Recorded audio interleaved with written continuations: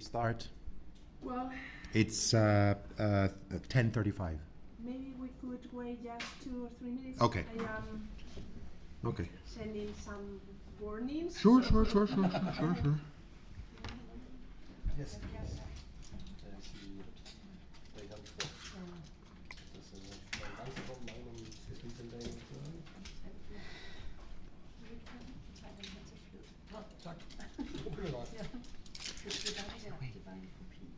I'm not sure whether I remember the name. Raymond.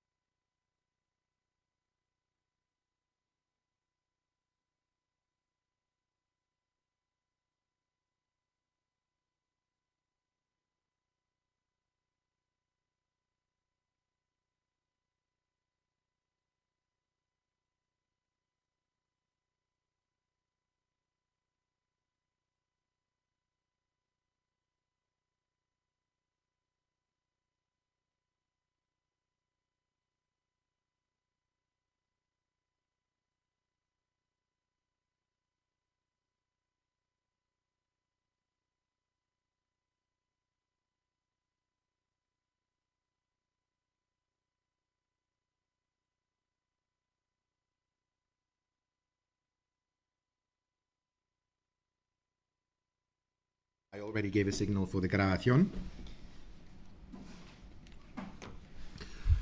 Entonces, muchas gracias a todos y todas. Mi nombre es Triaguvas, mi español es catastrófico. Entonces, intentaré presentar mis colegas en español y luego presentaremos todas las presentaciones en inglés. Entonces, a mi derecha es Liselotte Viana, es profesora del Departamento de Ciencias Sociales de la Universidad Carlos III de Madrid y coordinadora del proyecto de investigación ERC Rivers y ex Marie Curie Fellow at the Center of Social Sciences, Coimbra, Portugal. Liselotte tiene un doctorado en Derecho de la Universidad de Gante y su investigación académica y política intenta contribuir directamente a la pregunta teórica de cómo los derechos humanos universales pueden fundamentarse en sociedades culturalmente y legalmente plurales. Desde su tesis de maestría en antropología, Liselotte ha venido colaborando con pueblos indígenas de Perú, Guatemala, Ecuador y Colombia en diversos espacios. A mi izquierda, Thomas Obel Hansen es profesor titular en Derecho en la Universidad de Ulster y miembro del Transitional Justice Institute.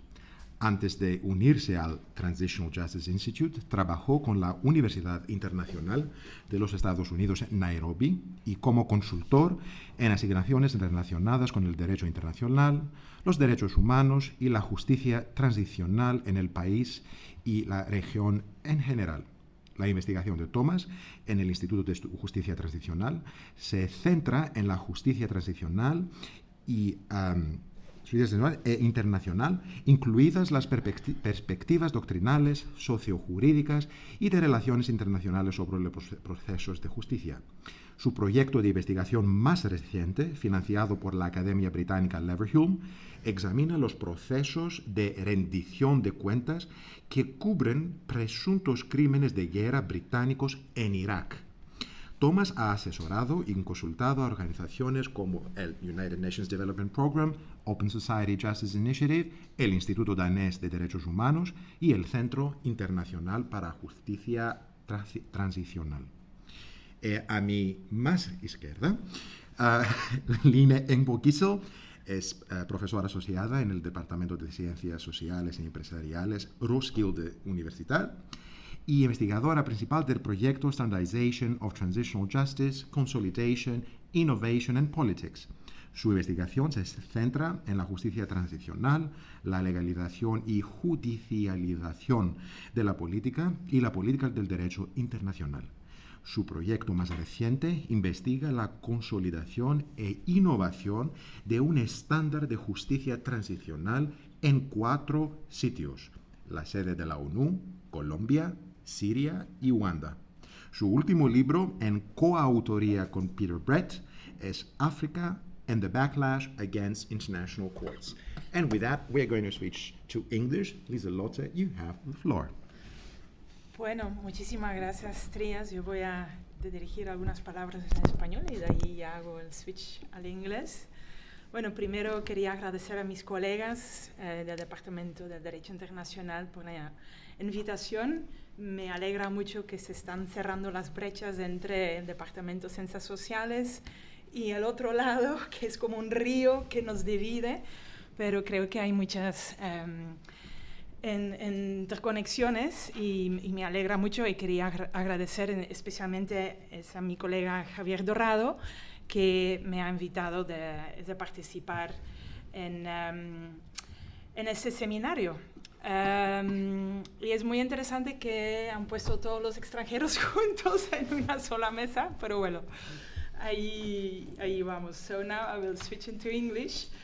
And so thank you, Trias, for this presentation and also kind introduction.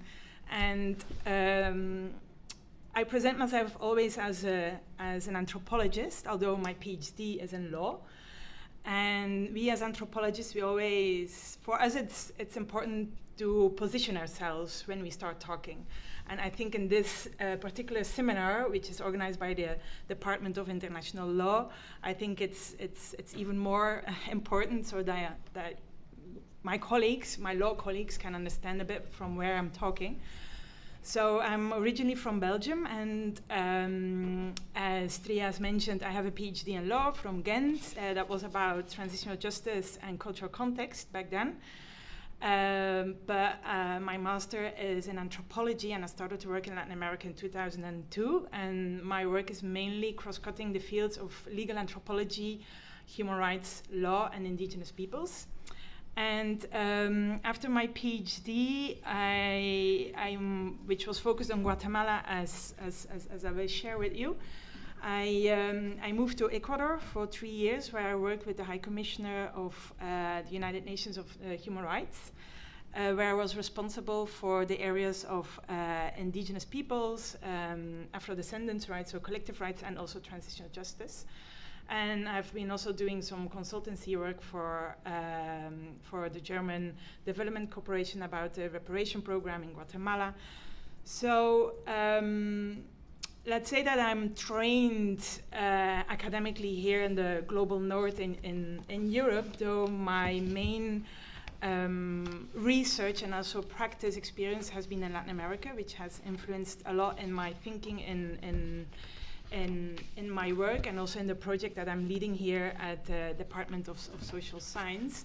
And it was actually with this long-term commitment and engagement with indigenous communities, survivors of genocide, but also with colleagues, Latin American colleagues, that I moved more and more to more a critical understanding of law, looking at the debates about the decolonization of social science and law, but from a practical side. So this is a brief introduction, and I also want to share with you this call of a special issue that I'm coordinating with 2 brilliant colleagues, Peter Doran of the Law School of the University of Belfast, of Northern Ireland, and Jonathan Lelyblad, who is based in Australia. And we are coordinating this special issue in the International Journal of Transitional Justice, looking at the question of transitional justice and nature, a curious silence. And we are extremely interested in receiving contributions that contribute those critical questions about ecology, nature, environment, and the topic that I'm talking today will be more from an indigenous point of view about territory, also as a victim of an armed conflict. The deadline is the 1st of June, so everyone is really kindly invited to contribute and send in your papers. So, since 2019, I'm coordinating this research grant. It's a research grant of the European Research Council, and it has a very appealing title, Rivers, Water/Human Rights Beyond the Human, Indigenous Water Ontologies, Pre-Legal Encounters, and Interlegal Translation. And before entering into the topic of my presentation, I would like to share a little bit with my colleagues here of the law department the setup of the project, which actually just conceived a year extra, so it's until April 2025 as a project. As you will notice, it's a very empirical bottom-up project and has been deeply affected by the COVID pandemic. So the River's main research question is, to what extent can international human rights law come to grips with pre-legal water realities? So this is the bigger question. And the research design is split up in two research streams. One stream looks into indigenous visions, practices beyond water as a natural resource and human rights. So we question, what is water? We don't take for granted what water means, not in the law field, not in the anthropological field, but we are looking at that from two angles. In the first work package, we want to understand better what are indigenous water knowledges and ontologies in the midst of conflicts about extractivism in their territories. And we are focusing on the impact of hydroelectric power constructions in indigenous territories, and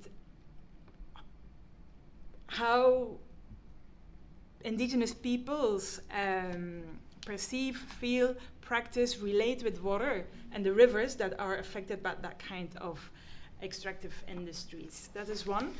And the other one is about interlegal translation in the domestic judicialization process. So, as you might know, there is a huge boom in many countries where indigenous communities are affected by extractive industries that go to court.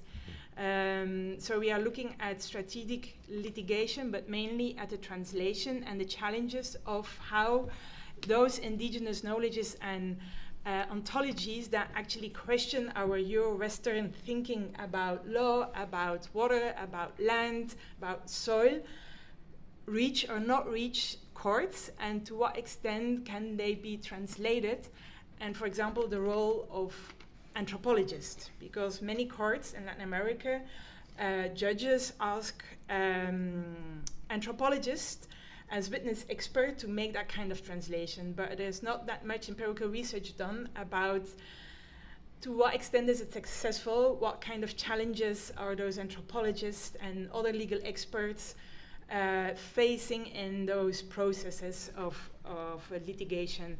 Now we have been working on Guatemala, and we noticed that, for example, in Guatemala, many of the litigation strategies are done by indigenous lawyers. So we did a lot of interviews to understand what would be a difference in that kind of litigations done by non-indigenous lawyers, because most of the litigations in Latin America is done by big NGOs, human rights NGOs, but what is it when indigenous lawyers are doing that kind of litigation? What is their role as knowledge broker in that translation and in the legal translation? This is one stream, and then the other stream is looking at the UN system, as that is a system where they create norms, and the human rights to water was acknowledged like 10 years ago. A few months ago, the UN acknowledged the human rights to a healthy environment. There's a whole debate about rights of nature, rights of rivers. But what do those legal experts working on in those more international spheres think about water? What is their reasoning? To what extent indigenous knowledge get to that more hegemonic spaces, which is also a very colonial setting. And also looking towards the role of indigenous knowledge brokers, such as the mandate of the special rapporteur of indigenous peoples, the expert mechanism of indigenous peoples, also to understand the whole translation and what are the challenges that they face. We're talking about institutional racism, epistemic racism, power, exclusion, etc. Anyway, so we want to contribute to three big debates, the human rights and cultural pluralism, the decolonization of human rights, and also the ontological turn in social science. There, the ontological question gets in. And we are working in 4 research contexts, Guatemala, Colombia, Nepal, and the UN. And why these 3 contexts? Well, I've chosen these 3 countries because there are several connections between these 3 countries. First, because I'm very interested in creating a more South-South dialogue, connecting Latin America with Asia. Second, these are 3 post-conflict countries, post-agreement, Nepal, Guatemala, Colombia. And those are 3 countries where at the local level, indigenous communities are faced with the big boom of extractive industries, oil, exploitation, mining, hydroelectric powers, etc. So this is the interconnection between those 3 countries. And at the legal level, it's really interesting because Colombia is perceived internationally as a strong, pro-indigenous, intercultural jurisprudence, while Guatemala is more a weak at the legal level with a very old constitution that didn't go into the whole movement towards more neo-constitutionalism in Latin America. And Nepal is the only country in Latin America that ratified the ILO Convention of the Rights of Indigenous Peoples, and is the second country together with the Philippines who has recognized indigenous peoples in its constitution. So also from the legal perspective, it's very interesting to try to connect and create dialogues between these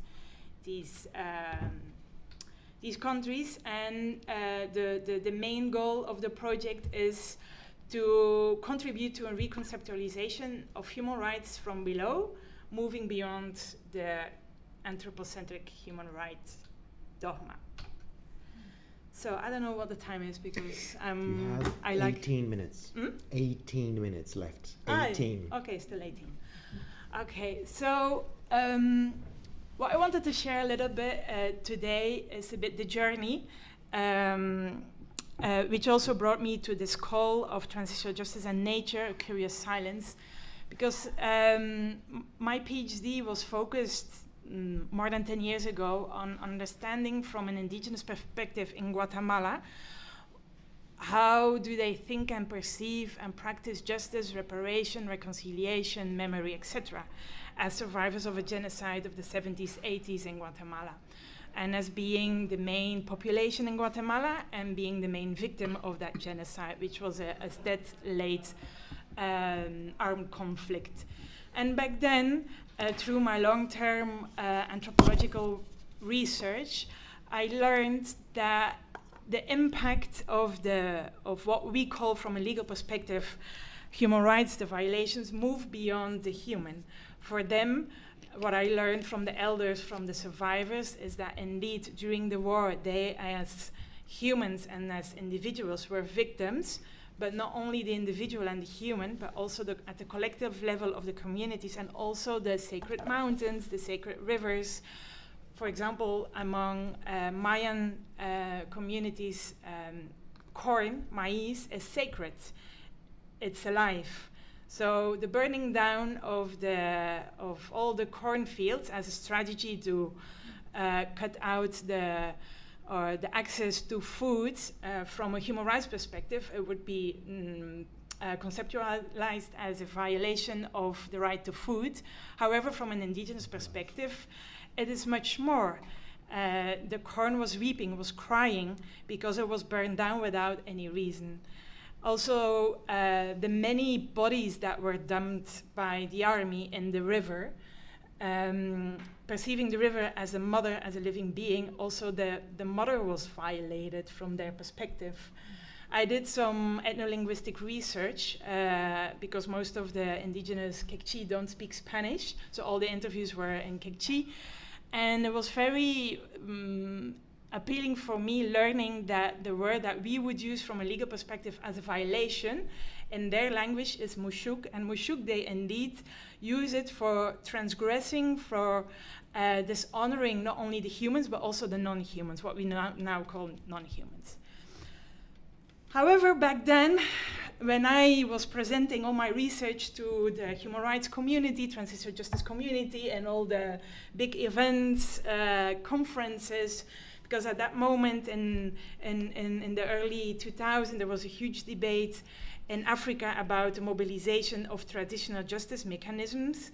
And as another tool in transitional justice, the gachacha, all the reintegration mechanisms in Mozambique and northern Uganda, etc. And I came with my Latin American contributions, saying, well, okay, but the violations is not only to the humans, it's also to the non-humans. That was a very difficult discussion back then, and there was not that much openness to understand from, okay, the impact of the war has been more beyond the human. Anyway, these days, that kind of discussion is now more or less at the center. I mean, I'm extremely grateful that the International Journal of Transitional Justice accepted our proposal. I mean, 15 years later, we have a special issue discussing this. So this also proves and shows, I think, that sometimes law is seen as a very rigid, non-flexible discipline, but there are some cracks. I see that there are some cracks coming. One of the things that I didn't learn was that what now is perceived as indigenous territories are victims. And 2 years ago, the Special Jurisdiction of Peace in Colombia recognized indigenous territory as a victim of the armed conflict, which is from a legal perspective groundbreaking, but also from my perspective as a legal anthropologist, that this is now recognized. And the judge that pushed forward that judgment is Belkis Izquierdo. She is from originally from the Sierra Nevada, Aroacu, and I have met her before she became judge in the Special Jurisdiction of Peace, and we have been collaborating since then. She was here when we launched the project in 2019. We have been co-organizing several events. We co-wrote a piece back then, already questioning when, okay, it's time to decolonize transitional justice from indigenous perspectives. And we are now invited to collaborate on a handbook of rootledge about international law in Latin America, thinking more about how the territory as a living being, as a victim of the conflict can talk. Is it possible to talk? Thinking about what the Indian philosopher Spivak already wrote and pushed forward in her well-known piece of 88 from the subaltern studies from, okay, we as subalterns, we can speak, but are there actually spaces to dialogue? Can we be heard?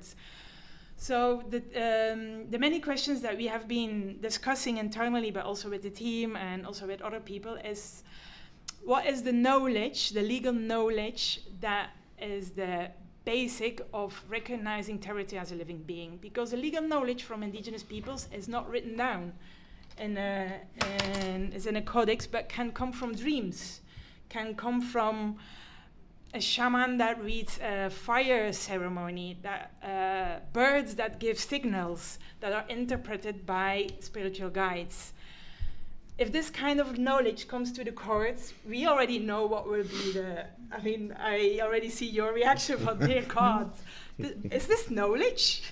Can we actually recognize it as legal knowledge. Testimony.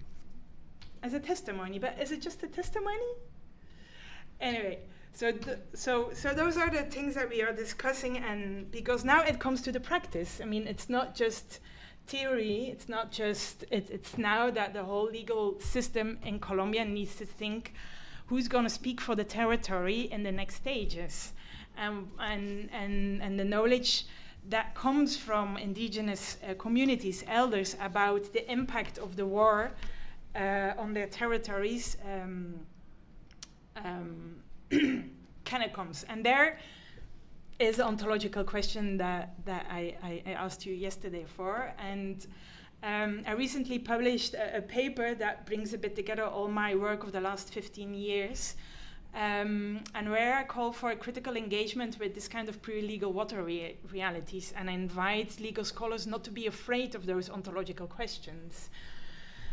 Combining a paper from Benna Beckman, legal anthropologist that raised the question many years ago,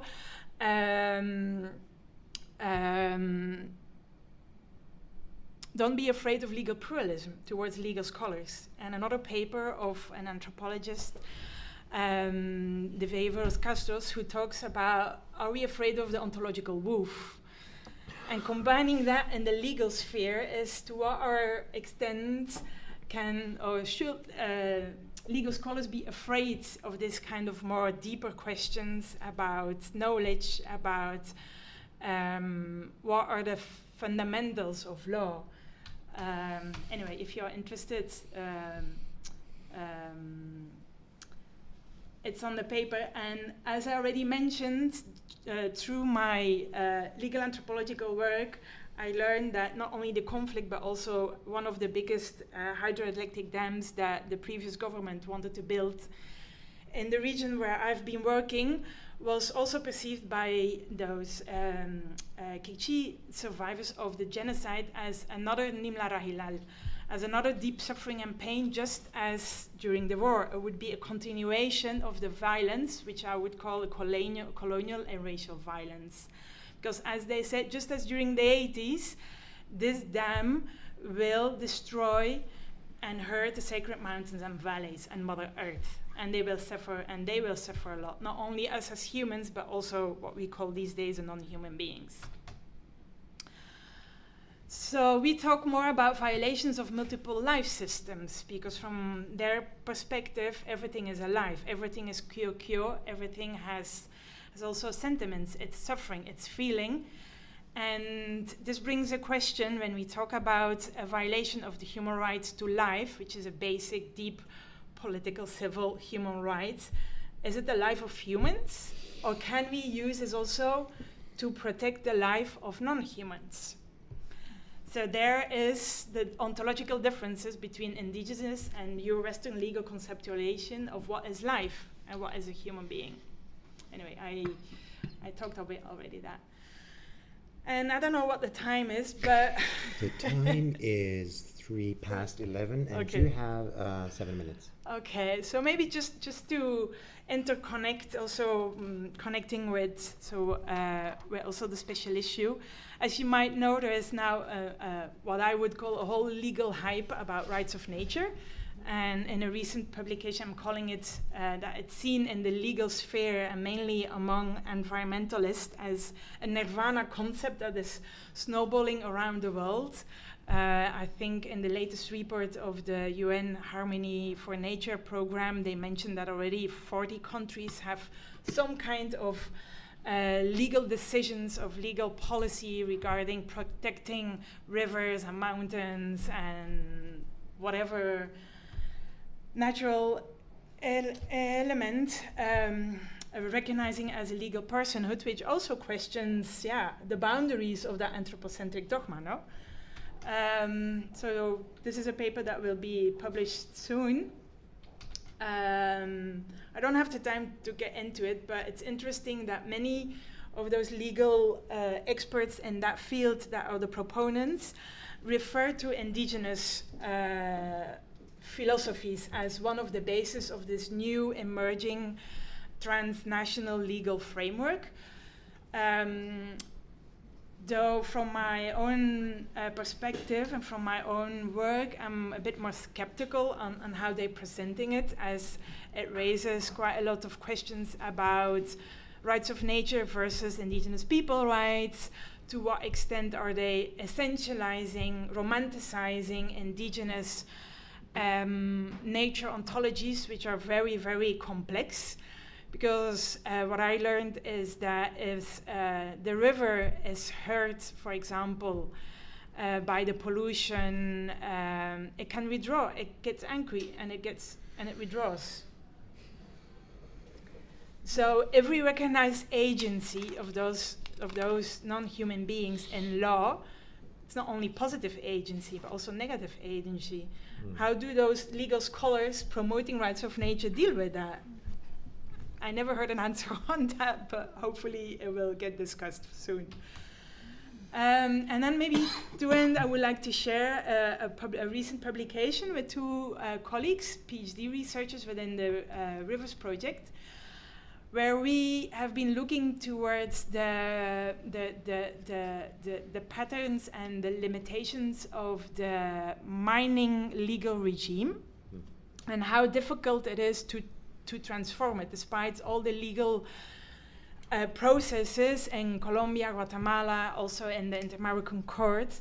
And what we did was more a historical tracing of how soil and subsoil is legally conceptualized and where does it come from. And we came actually in this historical journey, we arrived here in Spain. And the first legalization of the concept of soil and subsoil was here in 1200 and a bit in the area of Asturias, because there was the first gold mining by the Roman Imperium. And there they put the basis of, for example, granting rights to third parties, giving license to third parties to excavate the soil and the subsoil. And then we think from, wow, this legal concept is still present these days, more than 800 years later, in the legal thinking about mining. And when we talk about decolonization of law, I think it's really important to get to those fundamentals and think from, okay, if we don't take for granted what water means, what soil means, but we want to understand those deeply entrenched Eurocentric Western thinking about law, about water, seeing it as a natural resource, as a commodity, water, soil, subsoil, then it's really important to get back and see where it comes from and what are the roots. If we want to change that legal thinking, we need to go back to the roots, to the origin. And I found it really fascinating that my colleagues did this whole tracing and said, now I understand why it's so difficult to change, legally speaking, certain legal concept of what is water, because water is perceived as a commodity in law. So thinking about extractivism, impact of climate change on our planet, and what is the role of law, and if law can be a tool of transforming the whole Anthropocene catastrophe, I think there is a big need to ask more deeper questions and come to a more decolonial practice of law. And with this, I will end my presentation. So, Lisa Lotte, just to say, this was a tour de force presentation, and I stand in ontological solidarity with you, okay? So now we're going to switch positions. Actually, I'm also going to switch my position, but before we do that, just to mention that today, Thomas and Lina, they're going to co-present a paper on the topic of initial reflections on standardization and transitional justice, consolidation, innovation, and politics. So let's switch and let's make sure also that you have access to your presentation on the computer.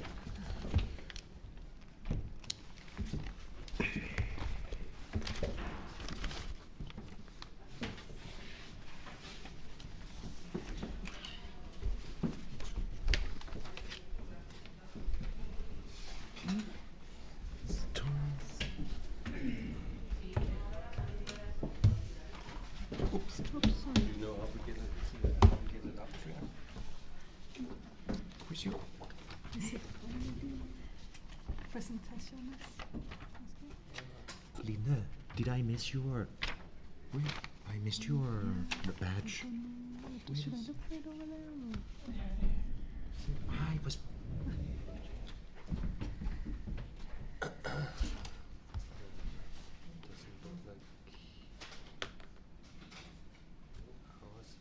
It's in the-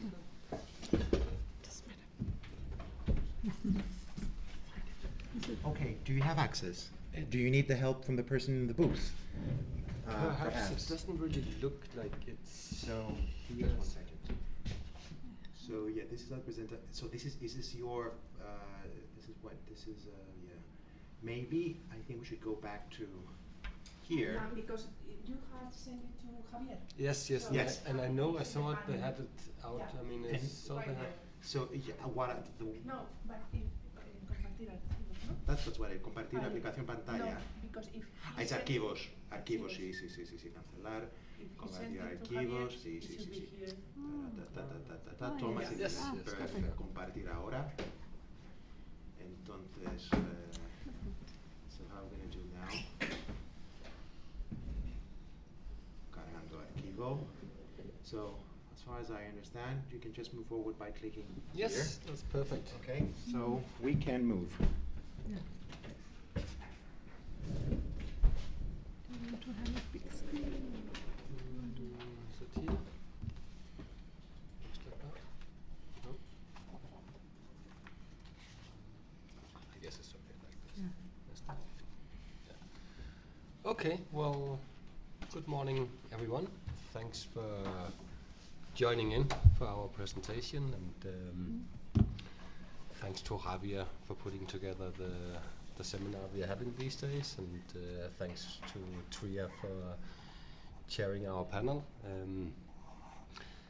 So Lina and I will present about a new project that we started in January this year about standardization in transitional justice. So it's a 4-year project with various case studies and theoretical components that Lina will talk more about in a short while. So we kind of divided it between us. So the idea is that I give a sort of an introduction to developments in the field of transitional justice as we see them over the last couple of decades, and how sort of the key themes of our project connect to that. And then Lina will go into more detail with our research objectives and our methods and other more project-specific issues. So that's the plan for the next 30 minutes. So yes, so I will try to outline these developments in the field of transitional justice as we see them, and going back to when the field emerged in the context of the transitions in Latin America and Eastern Europe and in the late 80s and early 90s. We think that, so we see that, perfect, Yeah. thank you, you got it. A little bit bigger. Yeah. Maybe. Okay, even better. No, yeah. Okay, thanks for that. Yeah, so we think that we see that transitional justice emerged in the context of what was called the third wave of democratization. Okay. It's even bigger. Even better. Okay, perfect. So the focus was on how the new democracies in Latin America and Eastern Europe, how they should address serious human rights abuses committed under previous authoritarian or totalitarian regimes.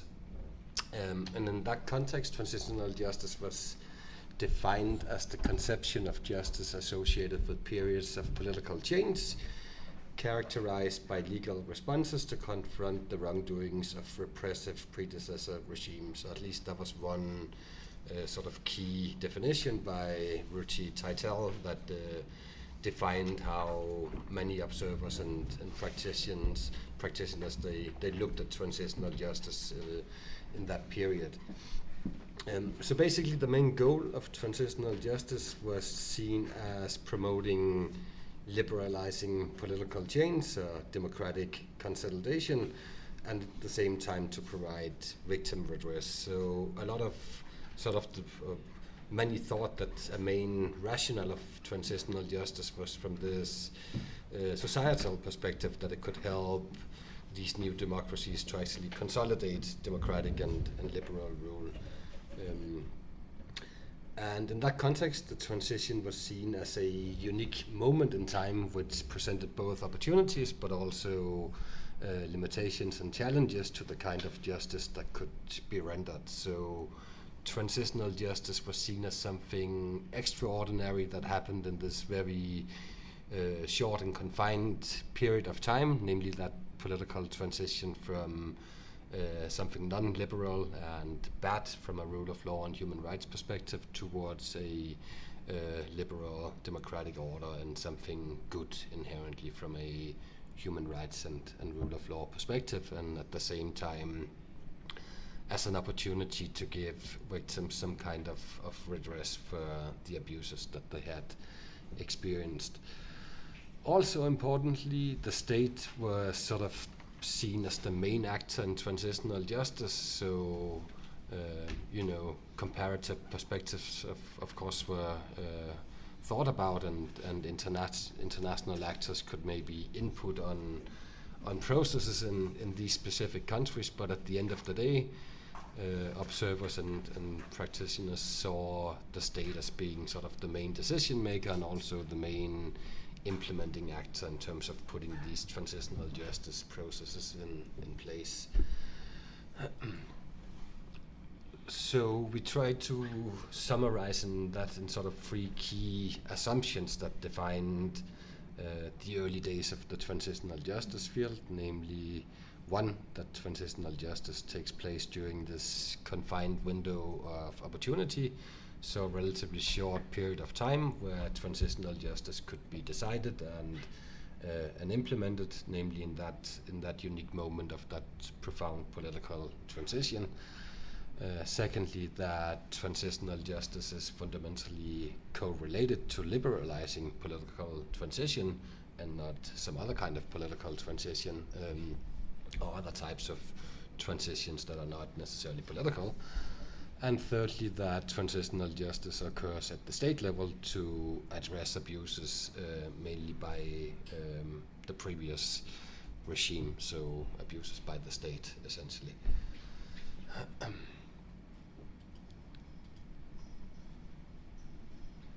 So in that sense, transitional justice has tended to assume that transition has well-defined contours. It starts with the ousting or surrender of a repressive, non-democratic regime, and it ends with the consolidation of a liberal democratic regime, perhaps almost in the sense of end of history, as Fukuyama talked about. However, even with respect to what has later been known as the paradigmatic transition, so these transitions from authoritarian regimes to democratic regimes, the starting and end points of those transitions are not necessarily clear, as they're not historical in the chronological sense, but in the political sense, as one commentator says. And in reality, justice processes conceptualized as transitional justice are created both long before and long after a democratic transition has occurred. And indeed, in practice, much of the contemporary scholarship is occupied with looking at exactly those kind of processes, so justice processes that are talked about or conceived before the transition takes place, or justice processes that happen a long time after that transition. For example, the justice process taking place in Argentina more recently, several decades after the political transition. About the second assumption, that transitional justice is correlated to liberalizing political transition, again, even if this was the assumption in the early field, and it has really defined, we think, a lot of the thinking about what transitional justice is and what it should do, then empirical evidence seems to show a much more mixed or blurred or less clear correlation between transitional justice and democratization.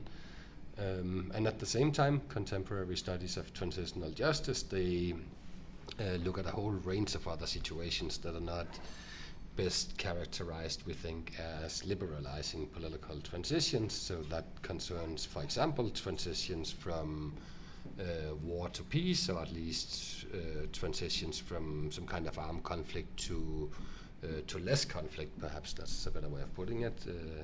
Just as examples, Sierra Leone and Uganda, but indeed many more examples in more contemporary transitional justice, where the main transition, more than being liberalizing political, seems to be more about going from some kind of conflict state to a more peaceful state.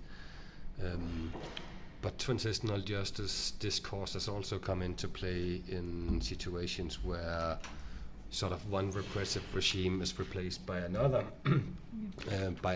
repressive regime, and Rwanda is a clear example of that after the genocide, when the RPF took over, I think few would characterize that as a politically liberal regime, yet the justice processes in Rwanda were dealt with as transitional justice, despite that quite important difference.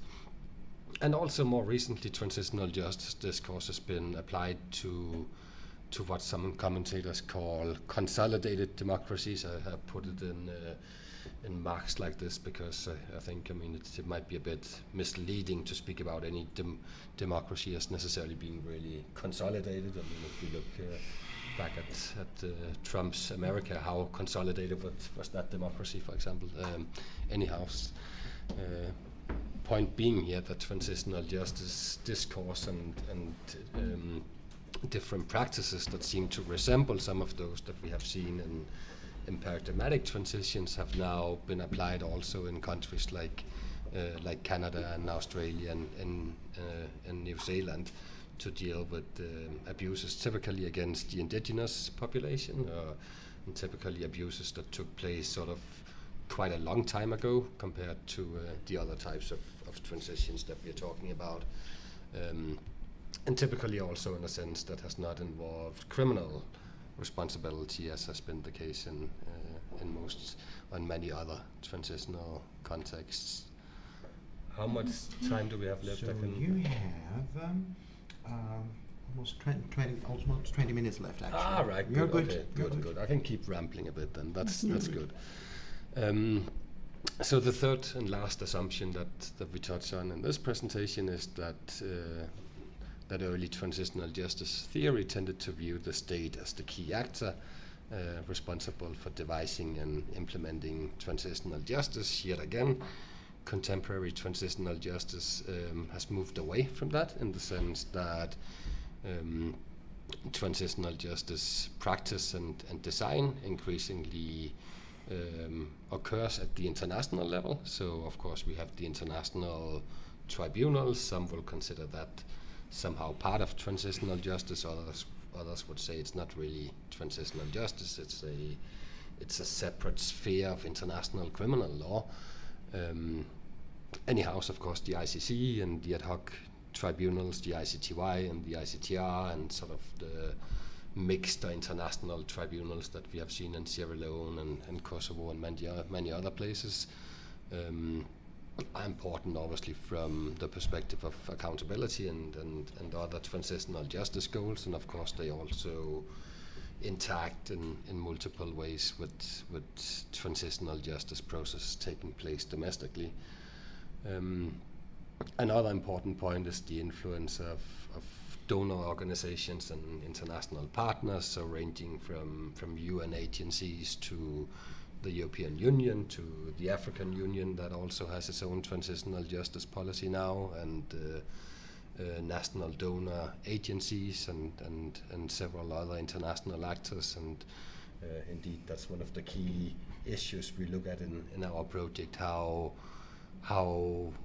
those actors, how they perceive transitional justice tools and practices, how that impacts what actually happens on the ground, and how that corresponds with local perceptions of what justice should be and what it can be in a transitional context. And at the same time, as you also mentioned in your presentation, Liselott, that at the same time there's been this move towards calling for local or traditional approaches to transitional justice. So we kind of see a development where at the same time there's been an internationalization of transitional justice, but also in a sense a localization, if one will, where many actors call for increased community participation and involvement in the design of transitional justice policies and practices. So that was about those three assumptions, and that kind of connects to how we would like to round this part of the presentation off by outlining 4 key tendencies in contemporary transitional justice. So one, we see an expansion of transitional justice practice and discourse, as we already talked about earlier in this presentation, to contexts other than democratic transitions, which could be, on the one hand, viewed as an indication of the appeal, perhaps, of a transitional justice paradigm, or perhaps as an indication of routine conceptualization within this paradigm. Secondly, and also connected to what we already talked about, we see an internationalization of transitional justice where, above all, criminal justice for mass violence and atrocities is supported by international standards and has become institutionalized in the international system. Thirdly, some sort of juridification of transitional justice, which is revealed, we think, most clearly through a predisposition to adopt a variety of legal measures covering transitional justice, including domestic trials, truth commissions, wedding processes, reparation schemes, and/or amnesties. That's one way of looking at it, at least. And lastly, a standardization of transitional justice measures, which one could argue may concern as much ideas in the field and among policymakers of what are the relevant processes and how they should be framed, as it concerns a consistency on the ground and how they in societies actually pursue transitional justice. So maybe let's just go back. So it's sort of the last element of these 4 tendencies that we most clearly focus on in the project that we are starting up, though we think that the standardization connects to the other developments talked about here as well. So just a few comments maybe on how we see that standardization play out and what it might be caused by. So several commentators have already talked about a sort of a toolkit approach by international and national actors, where the focus is mainly on 4 essential transitional justice mechanisms, namely criminal justice, truth-seeking, reparations, and reform.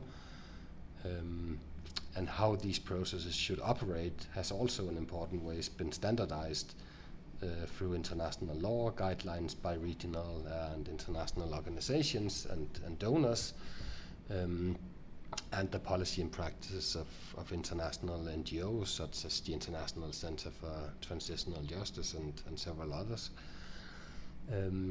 The international legal framework dictate that transitional justice is an almost automatic response to conflict and human rights violations, and further that transitional justice agreements must include an accountability component that satisfies international legal standards. So one question that we examine or look into in our project is what what are the causes of those dynamics? Does it connect, for example, to what some has called a transitional justice donor-led industry? Could it be a result of a technical approach to something that's inherently political and normative? So that's some of the issues that we examined. So some final observations from me before Line takes over. Again, transitional justice practice and discourse has expanded significantly in recent years and decades to include justice processes both taking place long before and long after a transition has occurred, and by moving away from mainly dealing with these contexts of liberalizing political transitions that highly influenced the early days of the field and much of what has been said in the writings about transitional justice. Of course, this expansion has also been associated with some sort of conceptual unclarity with the field expanding so drastically. It's also increasingly unclear what exactly is actually transitional justice at this point. And as we talked about already, associated with internationalization, juridification, and standardization across contexts. So while claiming to offer a neutral or technical framework for justice tools to address serious violations, in reality, transitional justice is highly normative and seen by some as a problem-solving theory which is bound by its context of emergence, namely a presumed liberal consensus and the claimed disappearance of fundamental political organisms after the end of the Cold War, as some commentators say. Yes, so with that, Line takes over. Well, I can just get the mouse. Yes, maybe, yes. I can Okay. see, try and see if it works. If you want to put it on you have paper, let's see. 10 minutes. Full 10 minutes. 10 minutes. 10 okay. minutes. Okay, good. All right. Yeah. So after this introduction to the field, which I think ties up very well with Javier's presentation yesterday, and where Liselotte maybe be kind of formulating some questions actually to the field. We are taking as our object of analysis what we claim to be a standardization. So, like Thomas was mentioning, lots of people kind of do empirical research in all kinds of countries around the world, and then they find that in their case studies there seems to be what some people call like a toolkit approach, a cookie cutter approach, a toolbox, a guideline based approach. So these are kind of scholars that go to the field and kind of observe that there's a new way of thinking about transitional justice, which seems to be what we want to theorize as a standardization process.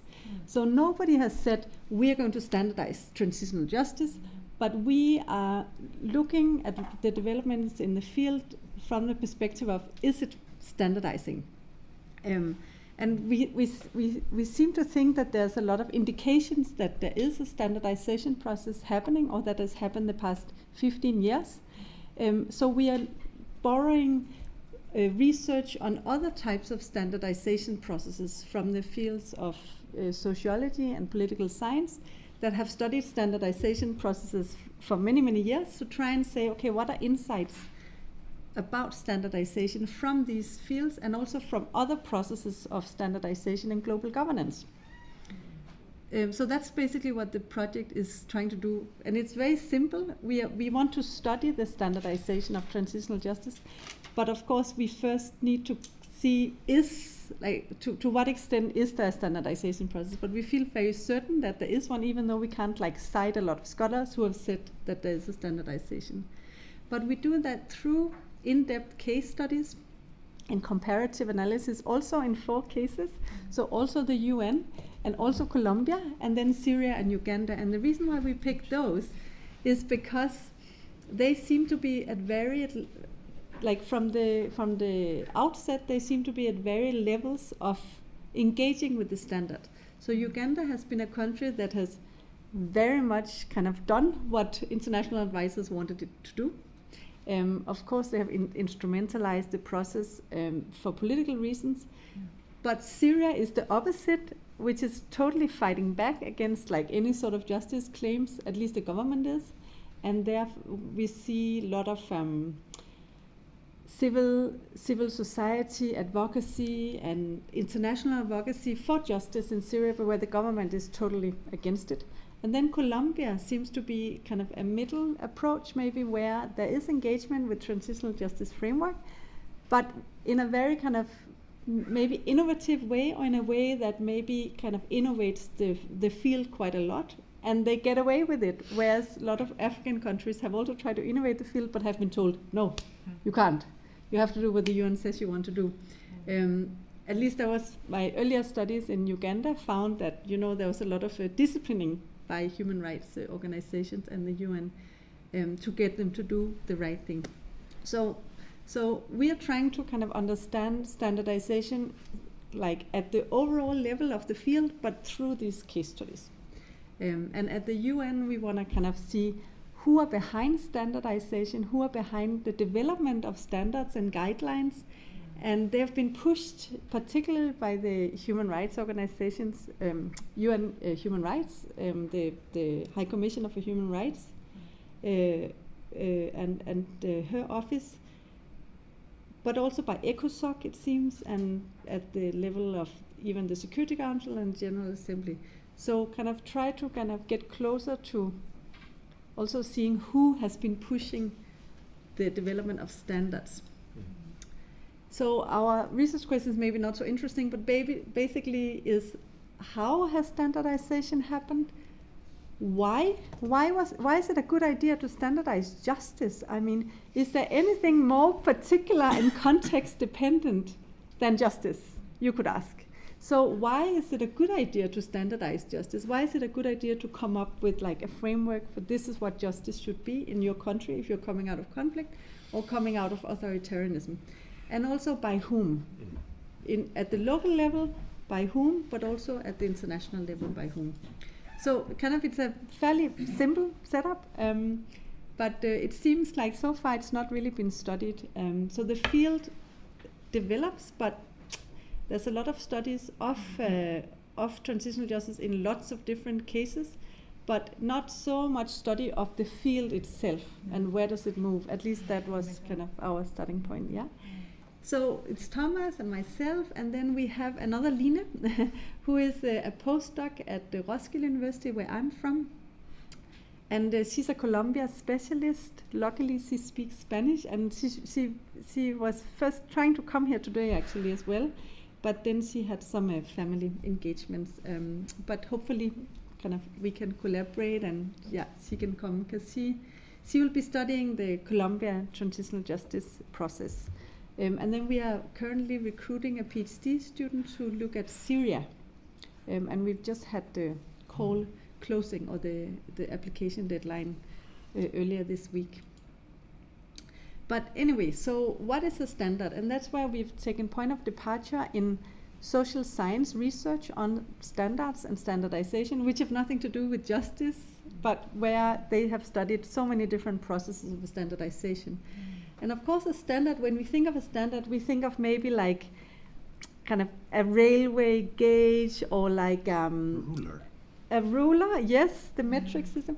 Or we think of like the fact that, you know, I can come from Denmark and plug in my charger in Spain, because our electricity plugs are standardized. So that's of course a very kind of material, kind of product-led standardization, but then at the other end we also have global governance practices that have been standardized, and that's the sort of standardization that we are trying to understand in our project. But some of the definitions that we work with currently, but again we've just started out, is to see a standard as a package of rules and practices that work to create uniformity across time and space and context. And a standard is by definition voluntarily adopted, but of course you might have like informal coercion working as well. But it's kind of formally voluntary, but maybe informally less voluntary. And then what is very interesting, I think, from a transitional justice perspective is that a standard is often legitimized with reference to efficiency. So like running a train across a continent will be made easier if the rails are standardized. So like efficiency is the strong argument in favor of having standards. But what is so interesting is that the current transitional justice mechanisms or tools, like what Javier talked about as mechanisms, seem to not actually necessarily bring justice. So in our field, we have like a standardization of a set of practices where scholars are really struggling to document a beneficial effect on society. And that's a real interesting puzzle. So how come we don't have an openness towards what transitional justice can be, but that we have like a prescription, a standard, which is at the same time not necessarily yet proven to be super beneficial for transitioning. Yeah, so that's, I think, a very interesting puzzle. Yeah, so here are some of the kind of some of the definitions, but basically, yeah. So, but lastly, maybe to say 2 minutes only. Okay. Lastly, about the definition is to say that a standard always focuses attention on a solution, but also thereby indirectly away from a solution. So on a solution, so not towards rivers having any sort of agency, but towards other things. Yeah. So in terms of the assumptions Thomas mentioned, there's also the assumption which you alerted us to, that it's the human it's human suffering or human victimhood, or that is also kind of in focus here. So far, when analyzing the transitional justice standard, I think there seems to be a two-tier system, whereas the first one are these 4 justice mechanisms, or pillars, as some people call them: truth, justice, reparations, and guarantees of non-recurrence. And then in the second tier, there's a more openness. But the first tier is the one that is really being disciplined. So the EU would tell Burundi, if you don't do these 4 things, we will cut off support, for instance.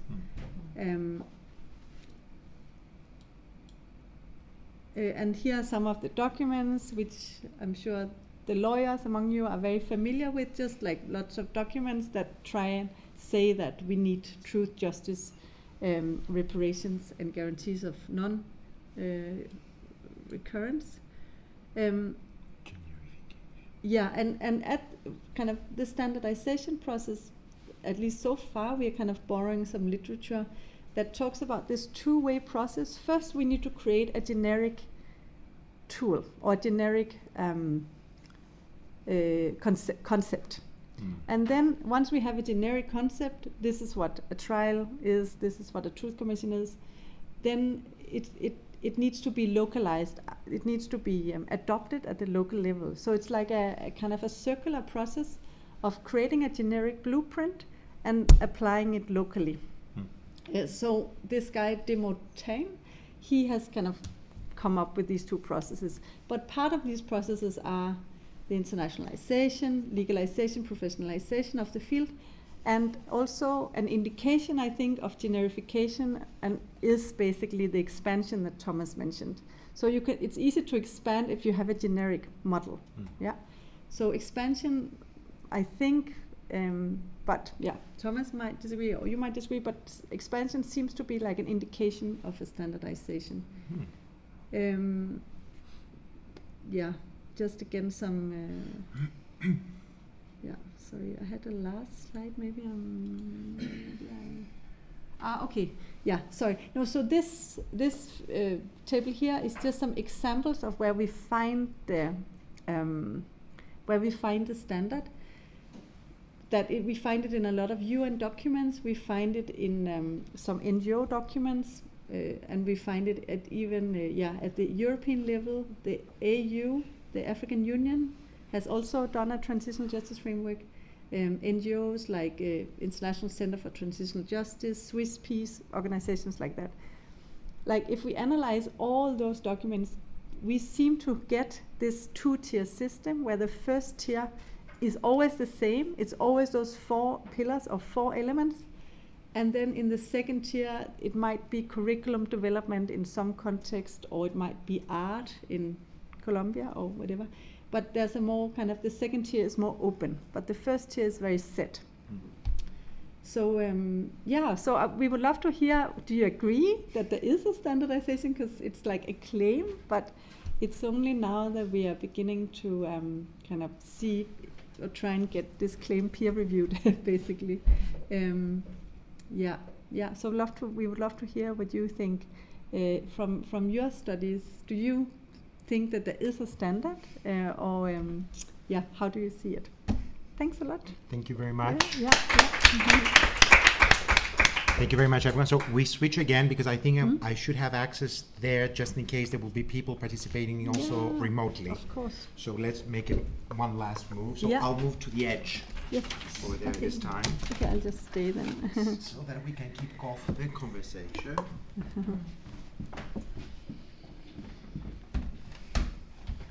Okay. Thank you. Sure. Okay, so let me see how I can gain. Let me see how I can gain access to this. So I presume dejar de compartir. Okay. Then I go here, and then I go here. And so far, I can't see anyone raising a remote virtual hand, unless am I wrong, Montse? So far, we don't have any. No, but you can see. So there is a chat. You are right, So absolutely there right. was So buenos dias. Oh. We have buenos dias. Yes, buenos dias a todos. Entonces empecemos. Is it common here for the moderator to abuse a little bit of his position and ask some questions for the beginning? Would you chastise me? Would you sanction me for doing that? Because, I mean, We are seeing your profile moderator. I mean, I couldn't be more happy and privileged to have moderated you because, I mean, wow. Many things, but I will keep my mouth shut. So just a couple of things. The first goes to Lisa Lotte. I wonder whether would part of your discussion also be something about extending the concept of dignity to non-human beings, and whether that has explanatory force for you. That's one thing. And the second thing to Thomas and Linda, I mean, standard. I mean, for me, this is music to my ears because it is normativity, it's philosophy, okay? And I've been working on that in a different context. And, the thing that usually comes to my mind when I think of a standard is that of a measure of success of something. But here's the thing about standards. Standards are both qualitative and quantitative at the same time. So, and that's why they're different both from principles. Principles are not standards, because principles are exclusively qualitative. They either qualify, for example, the character of a person or the profile of an institution or a society. I mean, when John Rawls talks about principles, I mean, they talk about a well-ordered society. So a society that abides by certain principles is considered to be well-ordered. So, but standards go beyond the merely qualitative and the merely quantitative. So they have both dimensions under just one concept. And there's something final about the notion of generification. So there's a huge discussion about that also in metaphysics. And that has to do with the notion of kinds, natural kinds, genus, species, all these kind of classifications. And in that domain, there is a discussion about the importance of exemplars, not just examples. So, for example, could you say that in your case, a transitional justice process that takes place in a specific jurisdiction, a specific country, or in a specific historical period, it's not just about a country, could operate as an exemplar of transition. So, exemplarity playing the role of a standard, even though it's not exactly a standard, because we have a particular historical period, a particular country, that at the same time operates as something that is general. as standard, to be emulated, to be imitated, to be followed, to be admired, perhaps. Thank you so much, both. You want me for? What do- I need. And do you have? I don't have access This there. one. So, is it possible? Yeah. Yeah, we can share. You it could as well. share. Yeah, Yes. yeah. Good. No, find it fascinating that you guys presented a project about standardization, because I'm one of those scholars who was in the field a long time, and I was against the toolbox approach totally, and the rubber stamped agenda and converting traditional justice mechanism as another tool of the toolbox. I mean, I have published a bit on that, but anyway. We can talk about that later, because I think it's really interesting to do this kind of research, more the meta level, and how do you measure if there is a standardization, because transitional justice has been seen also as one of those emerging transnational legal frameworks, and that's a bit similar what is now going on with the rights of nature framework. It's also bottom up, although transitional justice was more top down. Anyway, dignity, yeah. I know that that's one of the basic concepts of human rights, no? The dignity of humans, human beings, and therefore we are granted rights and human rights, and to what extent dignity is a concept that we can use, or could be used for non-humans. I would love, I mean, I'm now in the midst of the project, as they gave me 1 year more, and one of the things that I would love to dig deeper in is exactly so from an indigenous visions, what is dignity, and if dignity is also used in that kind of context, like from a semantic way, just as the work that I did on violation. Vulnerability also. Vulnerability. Yeah, but the thing is, when I don't know, but in law they talk a lot about vulnerable groups, no? Yes. And in general, indigenous peoples are perceived as a vulnerable group. However, from my perspective, vulnerability raises the agency of people. It's the same concept what happens with transitional justice. They are victims. They are survivors.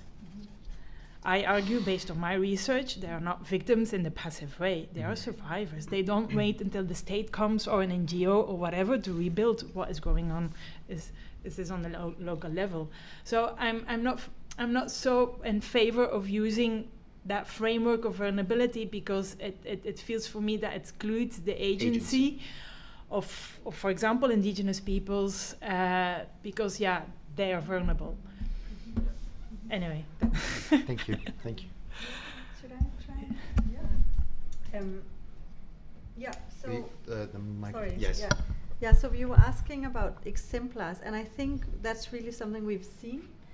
For instance, the South African Truth and Reconciliation Commission has become not a standard, but has become An exemplar. An exemplar, exactly. And there has been, I think, one maybe way in which the field has standardized has been to do a lot of bringing people that are formulating their transitional justice process to visit previous processes that have been seen as successful. So even I read recently that even in Morocco, that is not like one of the kind of big transitional justice sites. Even their practitioners have been really kind of ferried around to kind of share practice. And so I think this kind of sharing of practices, maybe not even best practice, but has really kind of been a dominant mode of trying to disseminate this international blueprint. And I think it's a very good question with exemplars, because I think there has been also the Argentinian experience has been used. So there's been kind of various, maybe even hotspots of transitional justice that have been, where their relevance have been kind of applied more broadly, and they have been emulated or mimicked Yeah. So thank you for that concept of example. I think that's very useful. Also, thank you very much for your answers. So if you allow me, because we already have a question from our remote viewers. So Anna, first of all, congratulates all of you. It was a great roundtable, and she would like to ask Lieselotte a question. So recently the Colombian Supreme Court has recognized, So recently the Colombian Supreme Court has recognized the legal personality of the Amazon. In Spain, progress is being made towards the recognition of the legal personality of the Mar Menor. What do you think of these advances? Do you think they can have practical consequences in the protection of these ecosystems? Dios mío. Well, yeah, there's a lot of questions now about, okay, it's great to see that nirvana concept hopping around the world. There's a lot of empirical work to do in those particular sites to see to what extent those legal decisions can be implemented, how they are implemented, what is the impact at the end. One of my PhD researchers, Jimena, with whom I co-wrote the other article, she's working on the Rio Trato case because she was, before entering the academic world, the main litigator in that case, actually. And she has been very critical on that famous groundbreaking ruling, because it was the first ruling in Colombia of the Rio Trato. And she has been now in Colombia to do field research and to see what has been the impact at the local ground at the end. And it's very, very complex and very, very problematic in many ways. And last week we were with my students of the Master of Human Rights actually discussing these topics, and one of the students is from Murcia, and she shared with us that the whole process with legalizing the Mar Menor has been very interesting, but at the same time Spain has been condemned by the European Commission regarding the overuse of certain pesticides in that region, and nothing happens. And then you think, but what is going on? There is a groundbreaking legal movement, the first one in Europe, of granting legal rights to Mar Menor, and in the same Spain, the same country, is actually condemned, what I understood, for not taking care of the environment. So what is... Paradox. Yeah, a paradox and a lot of incoherency, I think. So I think we have to be a bit more... I know there's a lot of positive on, wow, a new legal... And that was a bit the question is in my research paper. Can rights of nature save us from the Anthropocene catastrophe? I don't think so, honestly. Thank you very much for that. a long answer, but... No, for the optimism that we are doomed, actually. Oh my God. No, I think there's always too much hope in the legal. I mean, we have a law and now everything will change, no? Right. I don't know. I'm not so optimistic when it comes to law and the impact of law. No, I'm on your side. Okay, if you allow me, we have one more question from Jose Maria Sauca online. So, good morning, he says to everyone. Thanks a lot for your very motivating presentations. I have two questions for Thomas that are quite general. So the first question looks for your opinion. What kind of continuity or difference can be identified among the cases of violence in North Ireland for the times of troubles and the political violence in the Basque country for the late 60s to the 2010s? So that's the first question. Wow. Oh, yeah. Okay. In generality lies wisdom, always. So, and the second question. The second has probably a more theoretical feature. You have mentioned that there are some conceptual problems regarding the spread of current transitional justice accounts. In this context, I would ask about the Spanish case and the historical memory phenomena. In your opinion, what model would fit better for it? Authoritarian change, war pacifications, special cases as Canada or Australia, or definitely historical memory needs a different conceptual frame. Wow.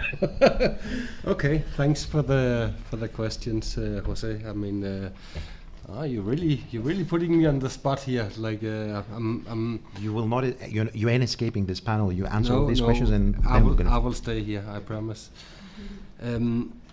Well, I'm not really exactly an expert on Spain and the situation in the Basque Country, so I do find it a little bit difficult to comment on that in comparison to Northern Ireland, which I'm actually also not exactly an expert on, even if I lived in Northern Ireland for some years. But I mean, Northern Ireland, I think, is interesting in the sense that it has been it's been influenced, of course, by the transitional justice paradigm at the point, especially around the whole debate about amnesties versus prosecutions, and at the same time, I think the Northern Ireland context and scholars based in Northern Ireland have also, to some level at least, been quite influential on the broader field.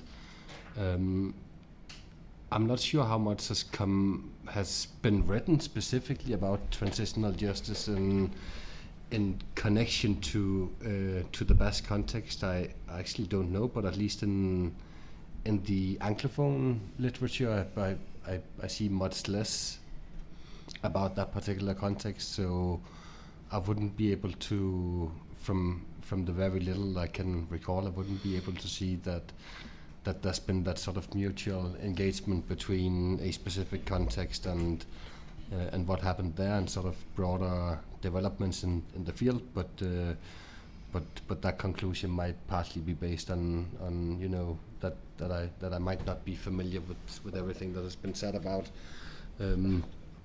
these contexts.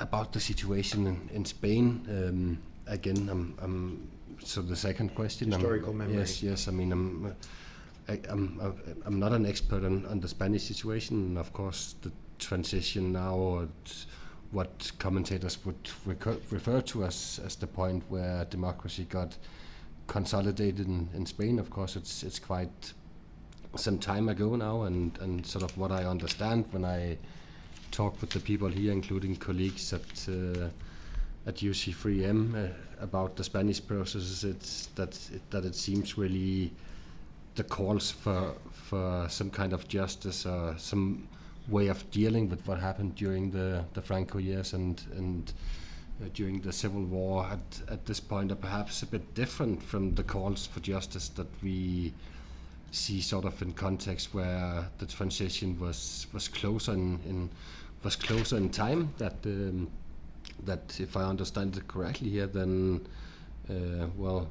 Carmen was talking about it yesterday, for example, how it seems that a lot of people would like to happen is that people are identified in mass graves and that sort of stuff, whereas debates about criminal accountability seem to have been pushed away.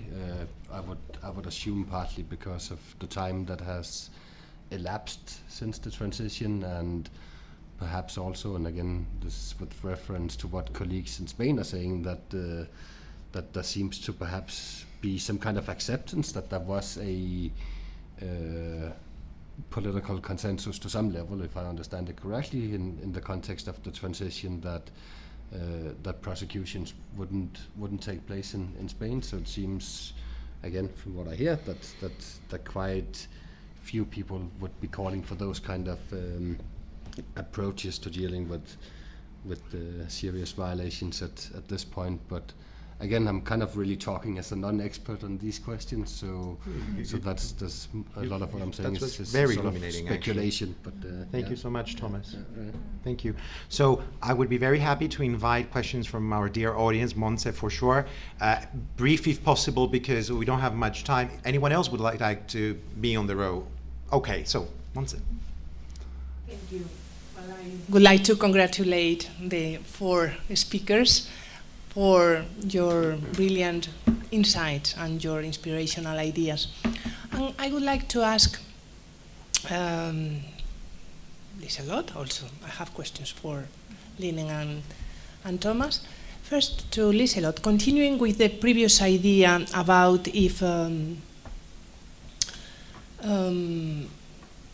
the rights of nature intellectual approach, and which its already practical content can have a positive influence on the protection of ecosystems, I wonder from a more theoretical point of view if it could interact with the theory of the tragedy of the commons. And I would like to know your perspective as half anthropologist, half lawyer or legal expert, because I am fully aware that no, it's your turn. Okay. The comment. I'm not an expert. Or if you want, I ask the rest of the questions. Yeah. and you Yeah. can- Okay. Yeah. Because I share with you, I agree with you that international law in general is one of the most important tools. It's not the only one, of course, because we need politics, we need science, we need mass media, and we need that all these tools, all these elements of the toolbox match together in the correct balance. Anyway, and also I agree with you about that I am not an expert on indigenous peoples, not at all, but I agree with regard to the lack of this approach, thinking of them about vulnerable people, because they are more than that. They have a very complex and compound and rich identity, which is related not only to dignity, but also with other human rights and other realities. And in connection with them, I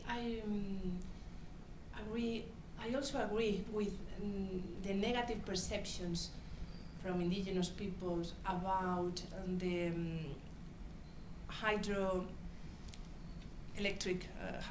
powers plant, because even if they could be considered as renewable energy, they are highly damaging, highly prejudicial for the ecosystems. But what about other possible renewable energies when they are coastal communities, as for instance the marine wind turbines, or the ocean currents, or the waves power, which is also possible to be harnessed? And I had other ideas when I was listening to you, but we will have more opportunities to think about it and to share that thought. And for Thomas and Linen, you have been talking about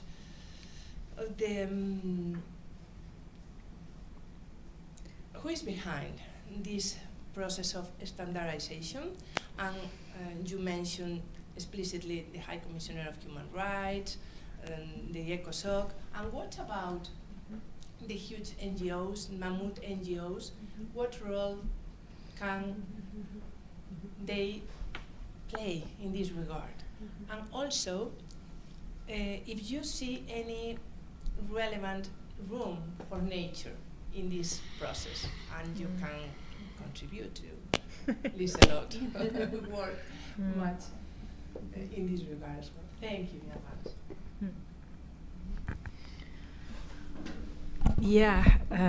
Yeah, I think we have a lot to talk about. The whole question about the nexus also with the commons debate. No, I'm not an expert on the commons debate. I've been reading it. I think it would be interesting to indeed have more interactions and discussions, because I feel that there is a lot of new concepts emerging, certainly when it comes to rights of nature, and to what extent all the debates about the commons could be also integrated, interconnected. Might be very interesting to explore that, but I'm I can't really give you like a straightforward answer, as it's not really my field. I know it's out there because it's also sometimes presented as the commons idea also has its indigenous roots, which I don't think it's not really that. I mean, I think there is a need to more deeper discussions about a lot of concepts, and that sometimes we just cross-cut and we use similar concepts but not always have the same understanding of what it means. That's also the challenge anyway of doing interdisciplinary work. And then, yeah, I totally agree with you that there is like a very, certainly in the global north, like a lot of positivism of promoting green and energy solutions. I'm only familiar with the impact of the hydroelectric dams, which is not that new. I mean, we are using dams since ages. I mean, there is that big report of the World Commission on Dams of 2000, which already showed that it's not so green as a lot of people think that it's green. I think also there we have to have a bit more critical reading. What I understand, for example, from discussions with my colleagues who work more in mining, that a lot of those green solutions needs lithium. For example, the batteries for the cars, for the electric cars, needs lithium. Yeah. And where did they get lithium? Well, in Chile, and I mean, so also the solar panels need certain minerals that needs also more mining. So apparently it's not that green, but it's not that really my field, but I know that there is a need in a more critical debate on the so-called green energies and the connection with mining, for example. Yeah. Okay, thanks, Monse, for the question. So I think Nina and I will each give our take on the two questions, but we will try fairly briefly, I think, because we're running a little bit over schedule, I think. But about the NGOs, I mean, I from my experience, I see it as a massive influence actually on both on the practice and how we conceptualize transitional justice. Yeah. That certain organizations like the International Center for Transitional Justice, but also the more general human rights organizations like Amnesty International and Human Rights Watch, I think they've had an enormous influence really on how societies and how other actors go about transitional justice. And in Kenya, for example, when I was based there, you know, that the International Center for Transitional Justice obviously opened their field office in Kenya fairly soon after the post-election violence, and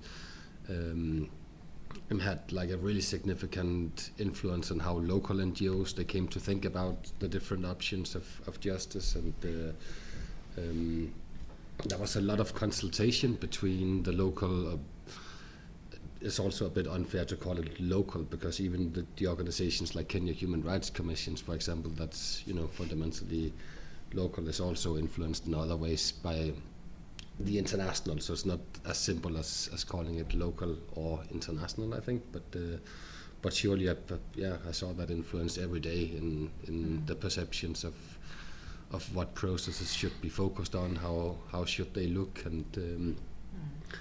Again, with Kenya as an example, I think some of the organizations were, you know, after the ICC failed and after sort of the accountability component just didn't happen in Kenya, they kind of reflected and, you know, thought back that maybe they overemphasized certain justice components over others at the point. And, you know, Moreno Ocampo, the prosecutor at the point, came in and said that we'll make Kenya an example of how we can fight impunity, and sort of both the local and international NGOs, they fairly quickly jumped on that van, and it all went very well in hand with what these NGOs how they saw justice, how they would like it to happen. And I certainly don't think that's unique for Kenya, but that's sort of my main practical experience about that NGO component. About the nature question, I mean, I would be really interested to to talk more about it. Sort of my very brief opinion is that that transitional justice hasn't really dealt much with this, and if you know about situations where it actually has happened, I think it could be really interesting to hear about it. But at least sort of historically, it seems transitional justice has been mostly focused on a quite limited set of violations of civil and political rights, and then there's been some debate about, you know, economic, social, and cultural rights. But a lot of the time, it has stuck to the debate, not to practice, perhaps. Yeah. Yeah, no, so I totally agree. I think NGOs are actually standardizers. That's how I see them. So they really crack the whip when they feel like they need to. The Kenyan example I saw very much in Uganda. The two big human rights organizations, Amnesty International and Human Rights Watch, they wrote reports that just trashed the local, or not the local, but the Ugandan accountability agreement or justice agreement, to the extent that the negotiators of this agreement, so I interviewed the negotiating teams, and they really felt so dispirited. They really felt like the international community, that's how they saw these NGOs, that the international community really had not accepted what was the art of the possible in their political solution. So the art of the possible was the justice that was negotiable, and there, after these big reports came out that really took these took the agreement apart, they, I think they did something to the peace process actually. So I see them totally as standardizers, even though they're non-governmental. But whether they're even non-governmental is also a question, because they have like massive influence on some countries, definitely. And like Thomas, I think the nature perspective is actually a critique of the standard rather than a part of it. So there's different critiques coming at the standard, but when you read the guidelines and the blueprint, it says nothing about the non-human. Yeah. You know, I see co-authorship initiatives here. I don't know. Do you realize that? I mean, there are things to be written together. So with that, I'd like to thank you because very much. Yeah, I mean, that's why that the title of our special issue is exactly that. Transition, just a nature curious silence. Because until now, it's now emerging. We look forward. Yeah, so it is indeed a critique to the standardization. Okay, thank you so much. Thank you everyone for your questions, the audience, the remote viewers, everyone, thank you very much. Congratulations.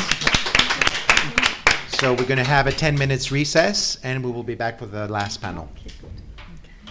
So Liselott, I also have some questions for you. Yeah. If you wanted to.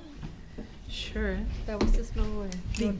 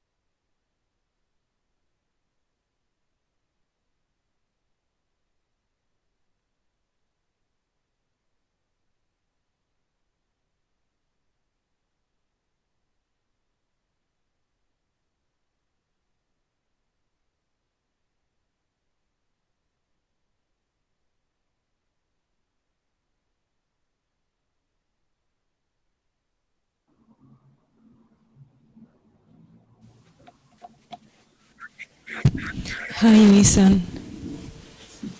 Hi, do you hear me? Yes. Yes. Okay, I'm the technician. And Nada, do you hear me? Yes, I can hear you. Okay, perfect. Perfect.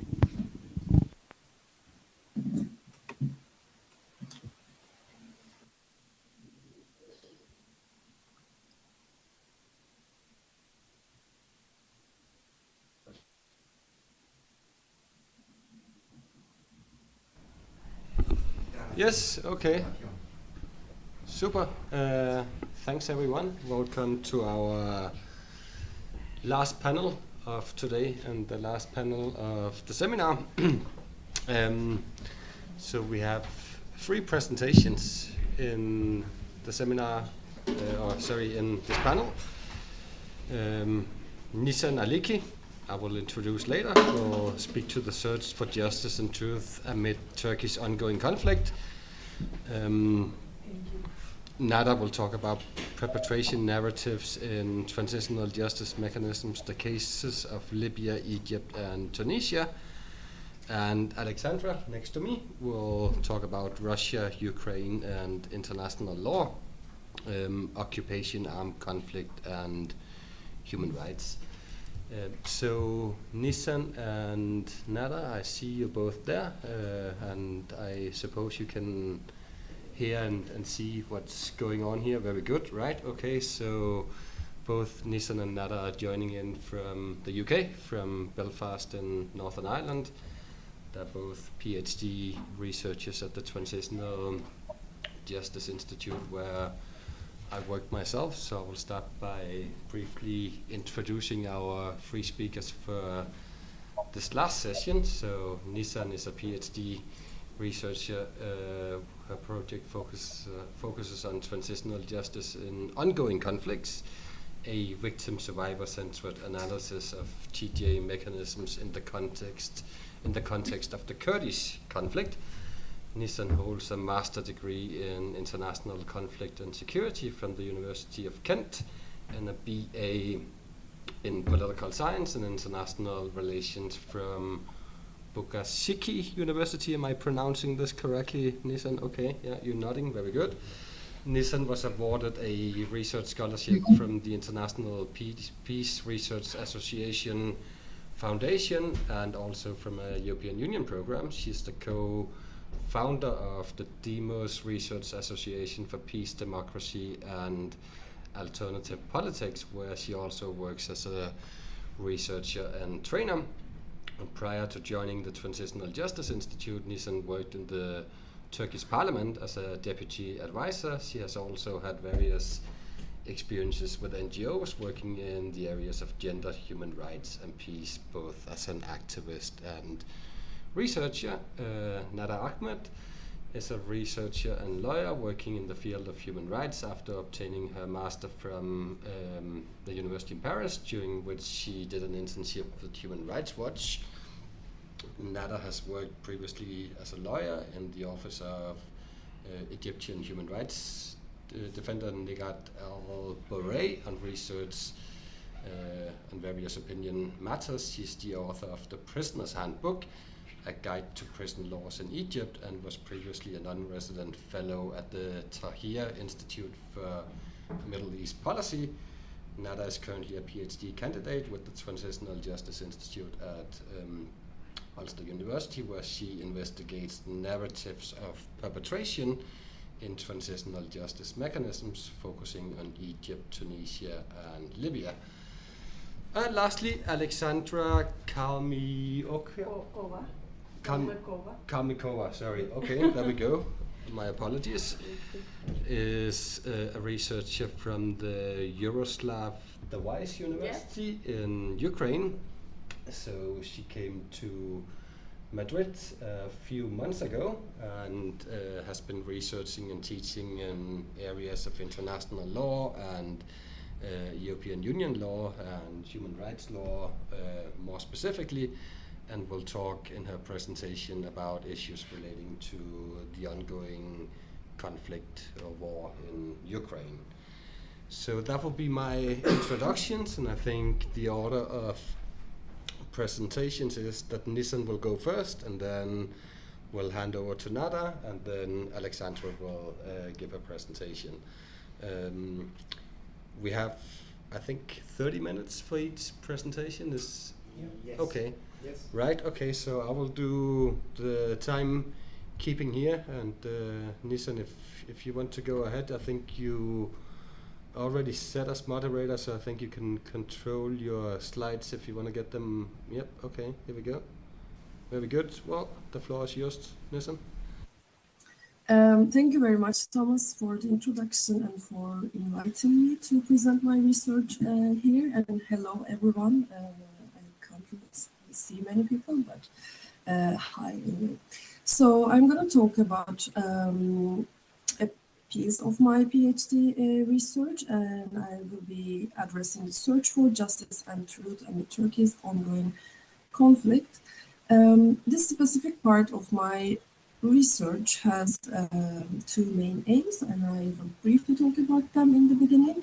So while I was starting this research, I wanted to understand how grassroots actors in Turkey specifically contribute to advancing the goals of transitional justice, especially in the context of an ongoing Kurdish conflict, and when there is the regime is very much authoritarian and oppressive. And by grassroots actors, I mean civil society organizations, mobilized victim groups, lawyers, practitioners, individual activists, so that broad area of grassroots actors. That's what I was interested in. And I also sought to examine the possibilities of using a transitional justice framework in the absence of any state support for transitional justice, which was the case, which still is the case in Turkey. And in order to answer these questions, I looked at two specific TJ initiatives, although they were never named as transitional justice initiatives. The first one is the Truth and Justice Commission for the Diyarbakir prison. This is a very much bottom-up initiative started by several civil society actors. And the other one is the Apology for Dersim Massacre, which was extended by the Prime Minister Erdogan of the time. He is now the president. So the first one is bottom-up, and the other one came from top-down, but it also created some grassroots level mobilization, so they kind of informed each other, those two different levels. So I'm going to talk at more length about these two cases, and again, they were never introduced as transitional justice initiatives, but they had a lot to do with the dealing with the past efforts of the time. And my methodology was based on qualitative, semi-structured interviews with all these grassroots actors, like practitioners, lawyers, victims and survivors, and activists, based both in Istanbul and Diyarbakir. As you probably know, Istanbul is in the western part of Turkey, where Diyarbakir is kind of the symbolic capital of the Kurdish region in Turkey. So the headquarters of lots of civil society organizations, or the politics of the Kurdish movement, let's put it that way, is very vibrant there in Diyarbakir. That's why I wanted to include Diyarbakir as well to my fieldwork. And in the interviews, I was trying to understand their approach, their perspectives, and their understanding of transition and transitional justice. So how do they frame transitional justice, and what do they expect, and how they think transitional justice could help deal with the legacy of the Kurdish conflict, or if they think it would help at all. And also their interpretation of past transitional justice initiatives. So what do they think was the contribution of those transitional justice initiatives, or what were the missing points? These were the key things I was trying to explore. So I'll provide a short background to the current situation, especially with a focus on the Kurdish conflict. So the Kurdish conflict, the roots of the conflict goes back to the beginning of the Republic, but the armed conflict itself started in 1984, and it is still ongoing. So we are talking about quite a long history of the conflict. And during the conflict, we have witnessed widespread assimilation policies. This is kind of one of the root causes of the conflict, assimilation policies, and human rights violations, including enforced disappearances, extrajudicial killings, and torture, and forced displacement. These are not that widespread anymore, but human rights violations in different forms are still very much present. Not only against the Kurdish people anymore, but the whole country is kind of suffering from widespread human rights violations.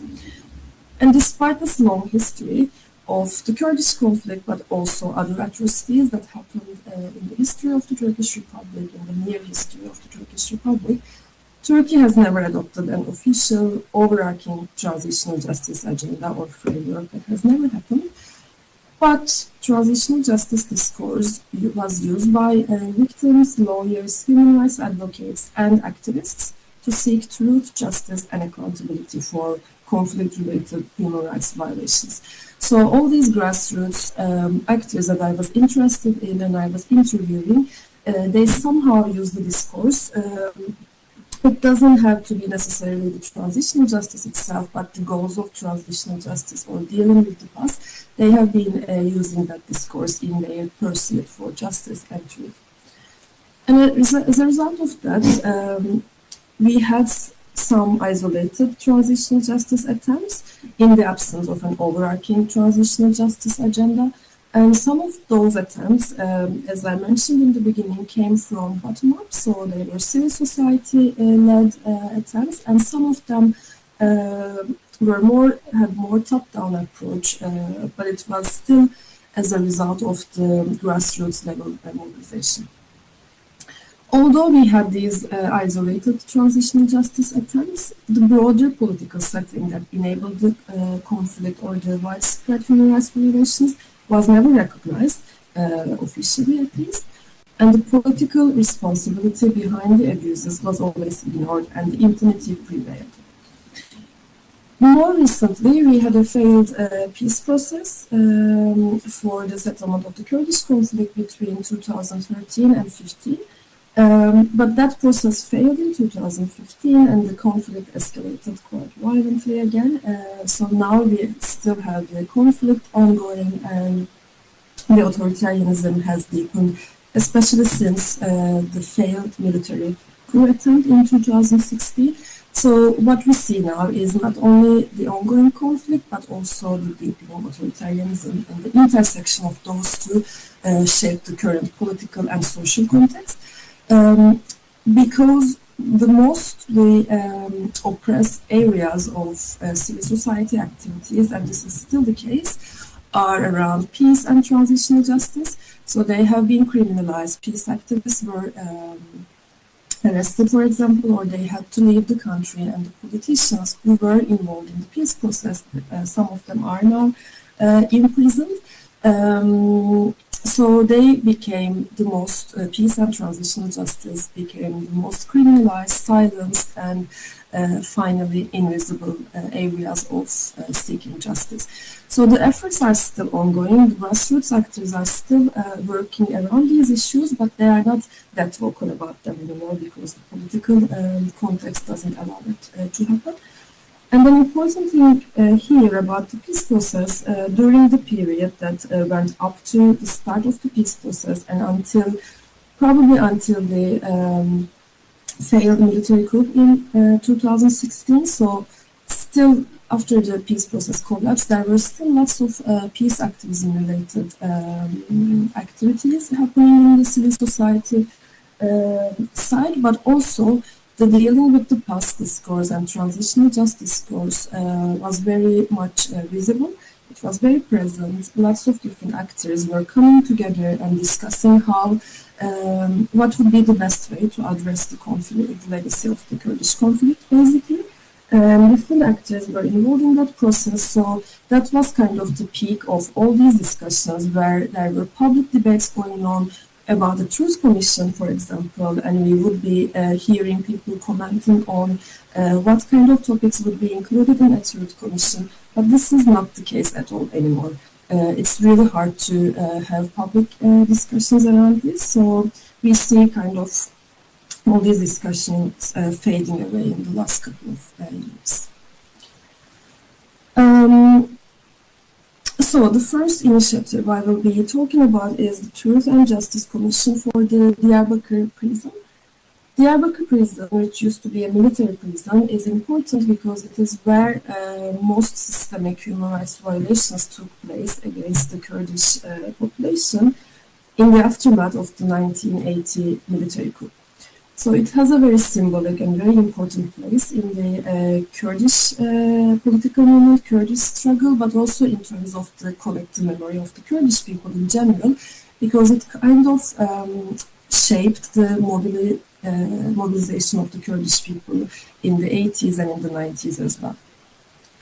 So this commission, this unofficial commission, was established in 2007 by a group of activists, left-wing activists, and they were joined by academics, lawyers, and psychologists who wanted to be part of that process and who wanted to make this unofficial commission operate like a truth commission. And they defined their objectives as to initiate a judicial process for human rights violations committed between 1980 and 1983. So these were the first couple of years in the aftermath of the military coup. And it was when the human rights violations were really intense. That's why they were addressing that period specifically. They also aimed at starting a process of revealing the truth and confronting the past. And they also wanted to transform the prison into a museum that would function as a memory site. So these were their key objectives, and you can see how justice, truth, and memory aspects were very much there, very much clear in their objectives when they established this unofficial commission. During the period of their work, they collected testimonies from more than 500 ex-prisoners. They organized several symposiums across the country in different cities, different regions, and they shared the commission's findings with public. So this photo that you see on the background, for example, is one of those symposiums. So the torture survivors would join in those symposiums, and people from different civil society organizations would attend as well. And there would be lots of news coverage happening around that time about what happened in the Diyarbakir prison.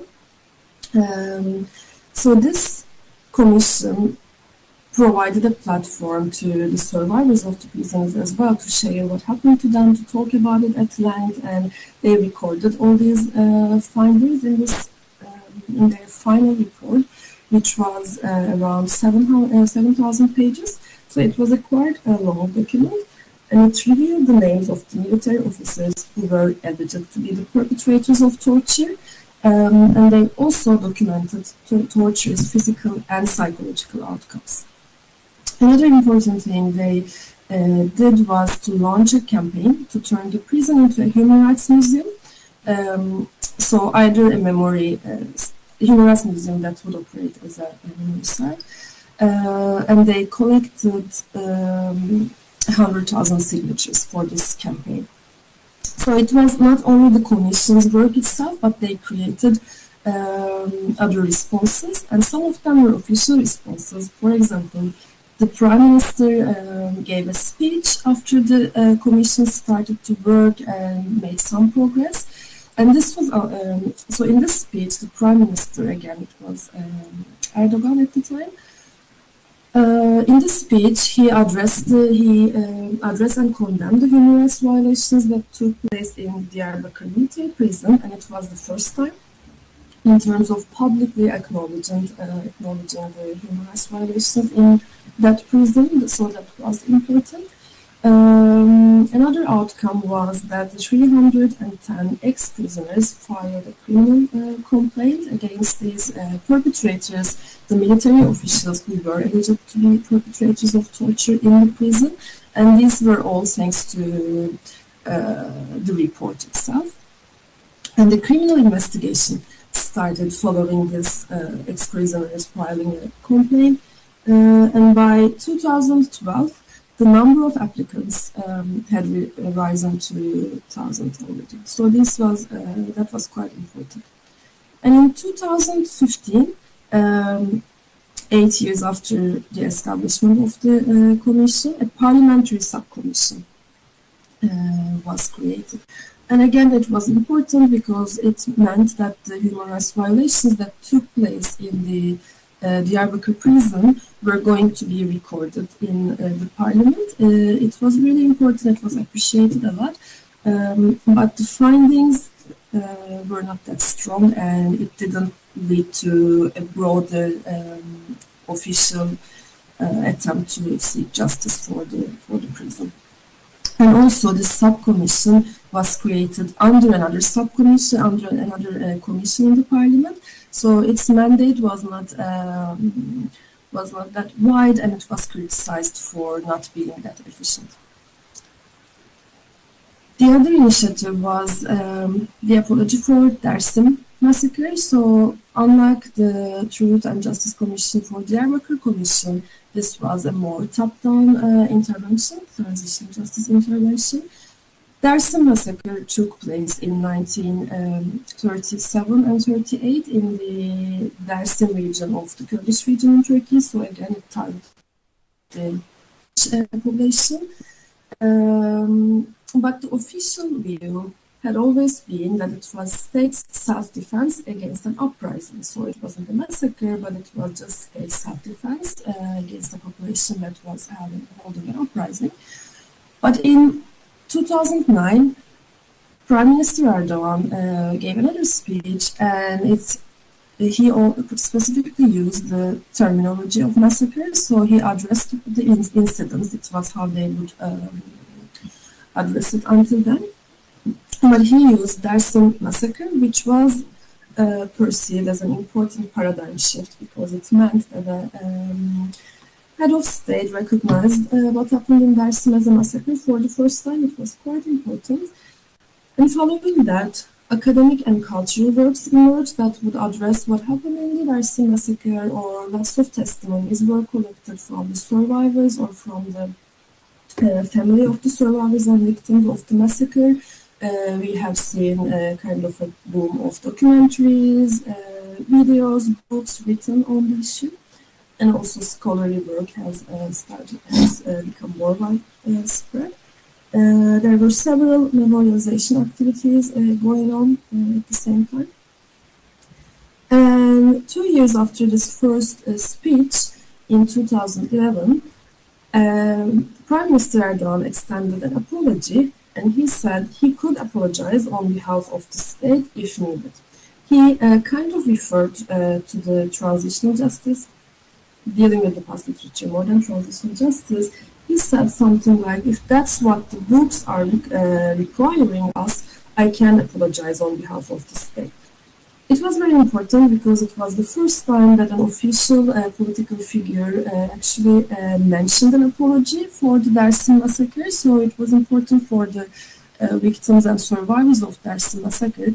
But it wasn't a full apology, because he stated this, but then he addressed the leader of the opposition party as the main person who is responsible for the massacre, because his party at the time was in power. So he kind of used this apology to blame it on his political rivalries. So it was seen as an instrumental apology. But despite that political motivations behind it, was still very important that it came from the Prime Minister, the apology came from the Prime Minister. And it created a mobilization on the social level. Petitions, lots of people sent petitions to start an investigation process. So these petitions were addressed at the petition commission in the parliament at the time. And in 2012, as a response to these petitions, a parliamentary subcommission was established, like the one that was established for the Diyarbakir prison. This one also was funded under an already existing commission. It was the petition commission, and it was criticized for the same reason, that it wouldn't be as effective, it wouldn't have that much mandate to investigate what happened.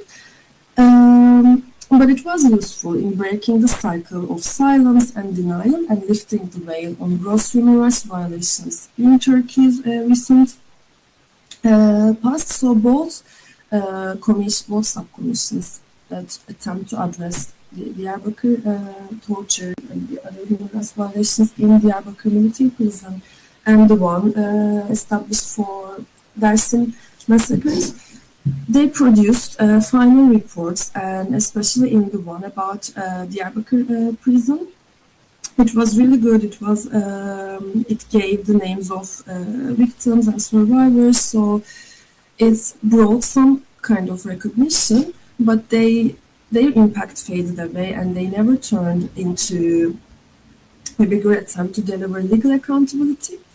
But they are still crucial to show how transitional justice discourse can be mobilized, at least partly, through the pressure of civil society actors.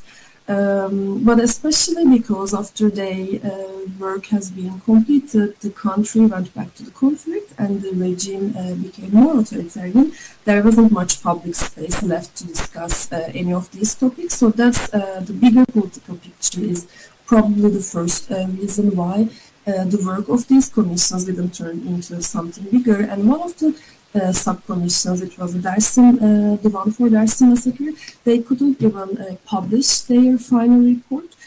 So they concluded their work, they wrote a final report for the sub-commission's work.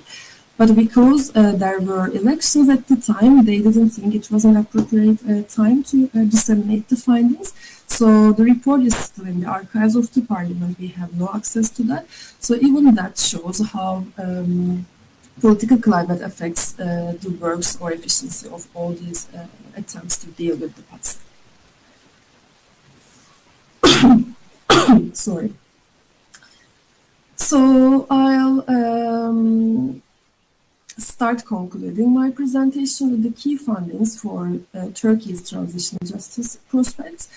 So Turkey exemplifies the context where transitional justice interventions occur in the absence of a political transition and where the purpose is not to consolidate a political transition.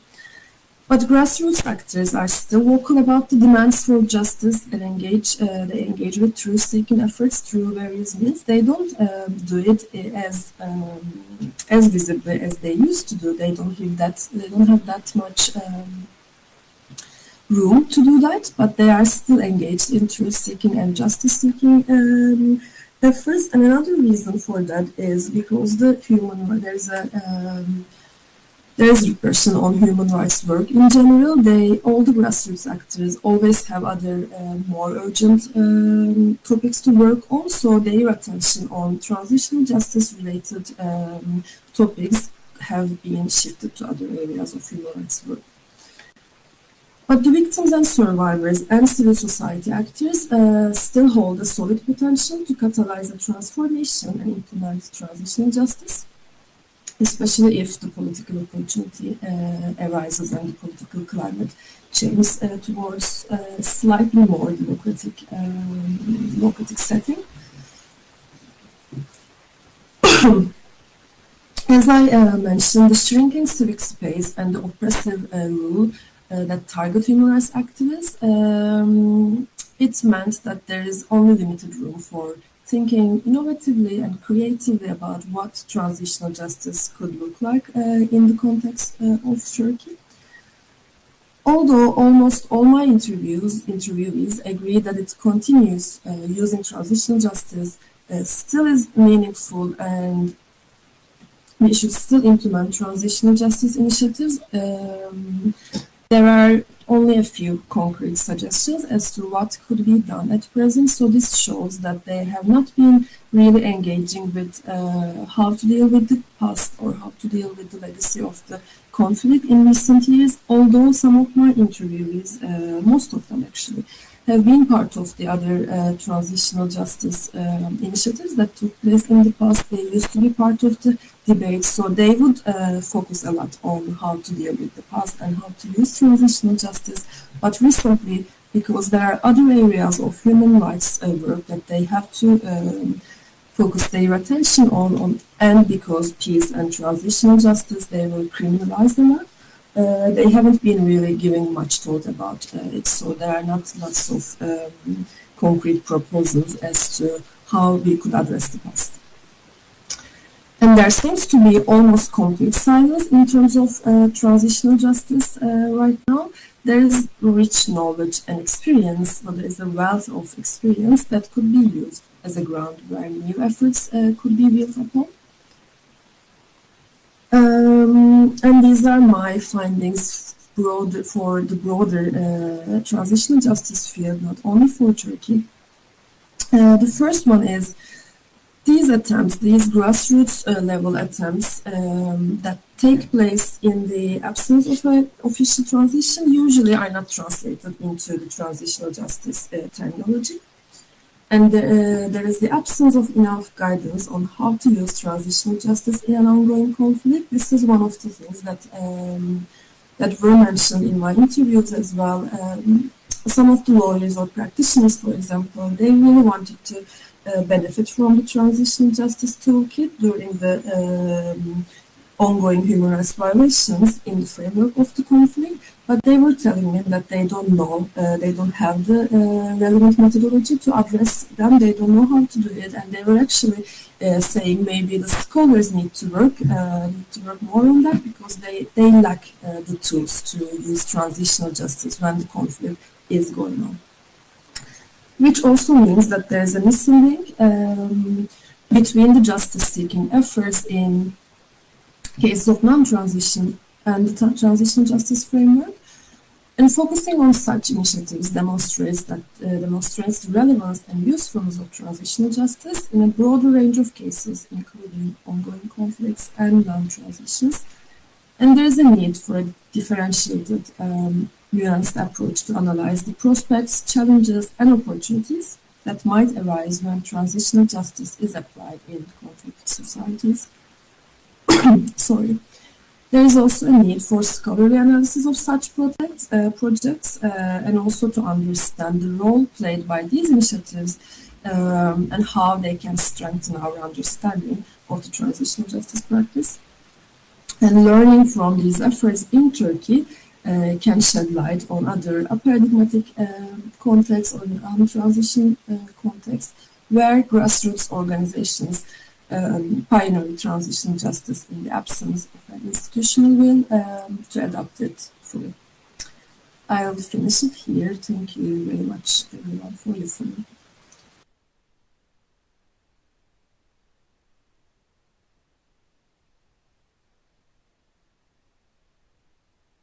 And an interesting presentation about a case I think we can say is probably understudied in transitional justice compared to some of the other cases we've been talking about in the seminar. We will come back with questions and comments, but first the two other presentations. So Nada, do you want to go ahead? Yes, sure.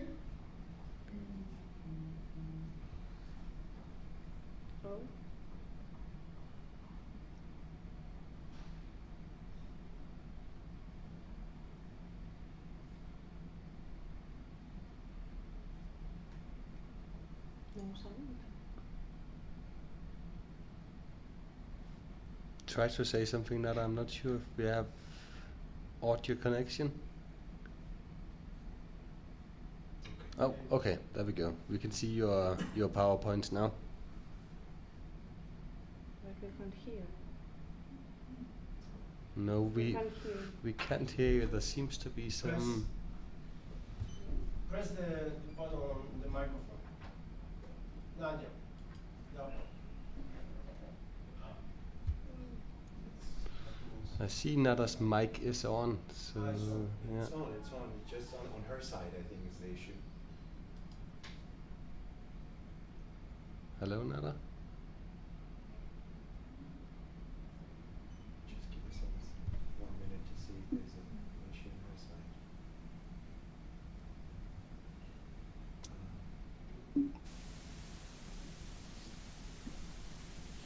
side. Nada, you can speak now. Oh. speak. I can? Okay. Okay. There we go. Great. Okay. Technical issues perfect. resolved. Great. Okay. Go on, please, Nada. Thanks. Okay, no worries. So thank you for having me today.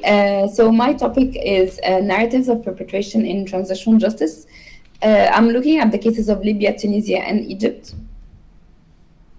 So just to give a background about the three case studies, sorry. So Hosni Mubarak was the president from 1981 to 2011. He stepped down in February 11th, 2011. And his regime was marked by corruption, police abuse, poverty, lack of health and education services. The transitional regime was the Supreme Council for Armed Forces, which stayed until the writing of a new constitution and democratic presidential and parliamentary elections. So most of the transitional justice mechanisms were conducted during 2011 and 2013 until the overthrow of Morsi, which was Egypt's first democratically elected president, based on a popular uprising and the backup of the military.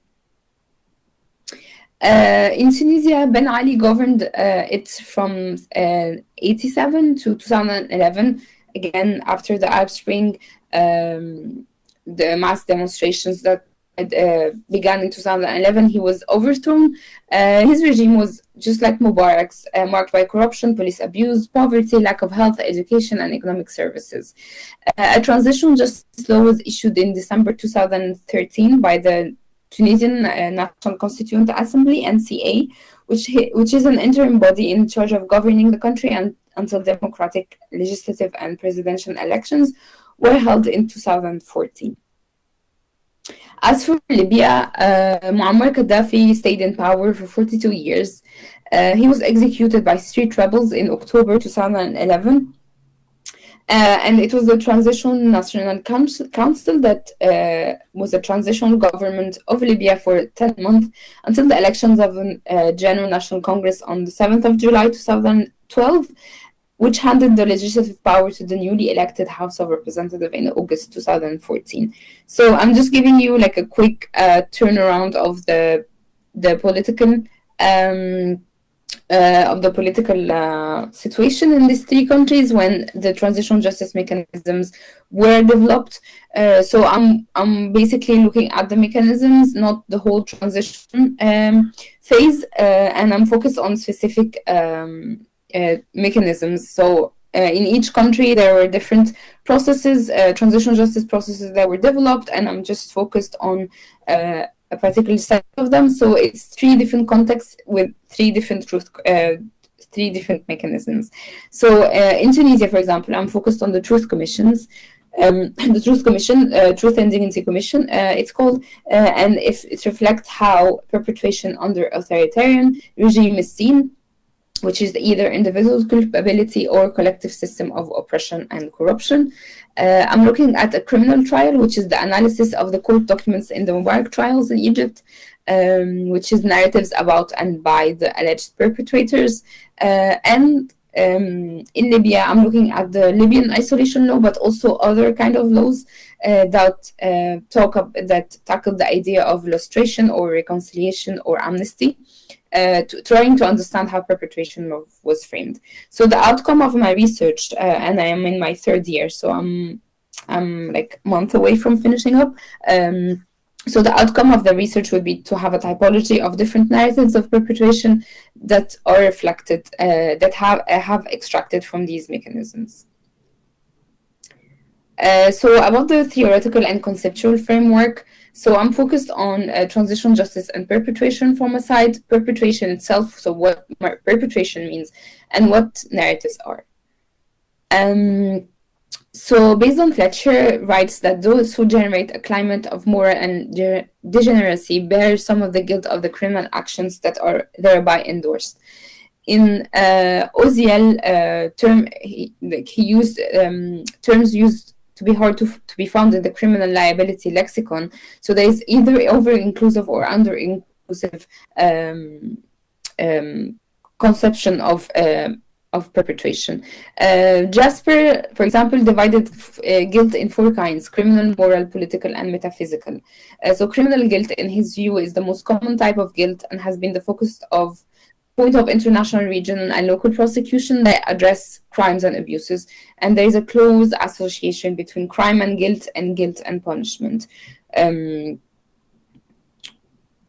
So when it comes to perpetration, in post-authoritarian settings, crimes and abuses committed states, institutions, structures, and tools, as well by individuals or groups acting in the name of the state, and they are considered state crimes. So McLaughlin and Munsey have identified 4 categories of state crime, which is act of political criminality, corruption, fraud in the election process, or censorship. There's criminality of and by security police forces to torture, disappearances, assassination. Criminality related to economic activities like violation of health and safety regulations, monopolization practices, and embezzlement. Criminality at social and cultural spheres, so there is cultural vandalism and class conflicts.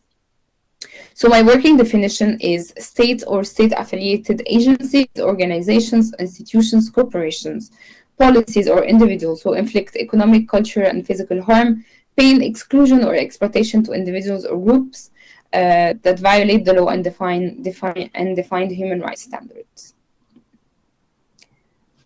So when it comes to what I mean by narratives is based on Mike Adams, he says that each of us constructs consciously or unconsciously a personal myth.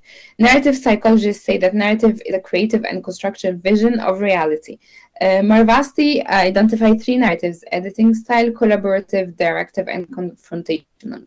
So there are official and unofficial versions of the past that are redefined following major political changes, and this is what transitional justice is for. It's basically to interact with these narratives and present the truth, side away from propaganda. And here again, we can ask our question, what is the truth and based on whose perspective? But that's another debate. Narrative discursive analysis was used to capture the more dynamic aspects of narratives that frame the meaning of events. So my research question is, what narratives of perpetration emerge from transitional justice mechanisms, and the interaction between these mechanisms and the perpetration narratives about perpetrators? So my methodology is basically the thematic analysis of 3 different documents: the Truth and Dignity Commission report in Tunisia, the Mubarak trials in Egypt, and the transitional justice laws in Tunisia. The analysis resulted in so my main findings are main themes and sub-themes that are different perpetration narratives extracted from the documents.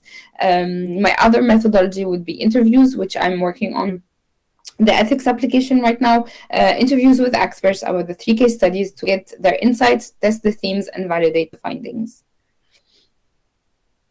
So what I'm working on exactly, like specifically the object of my research is the Mubarak trials in Egypt.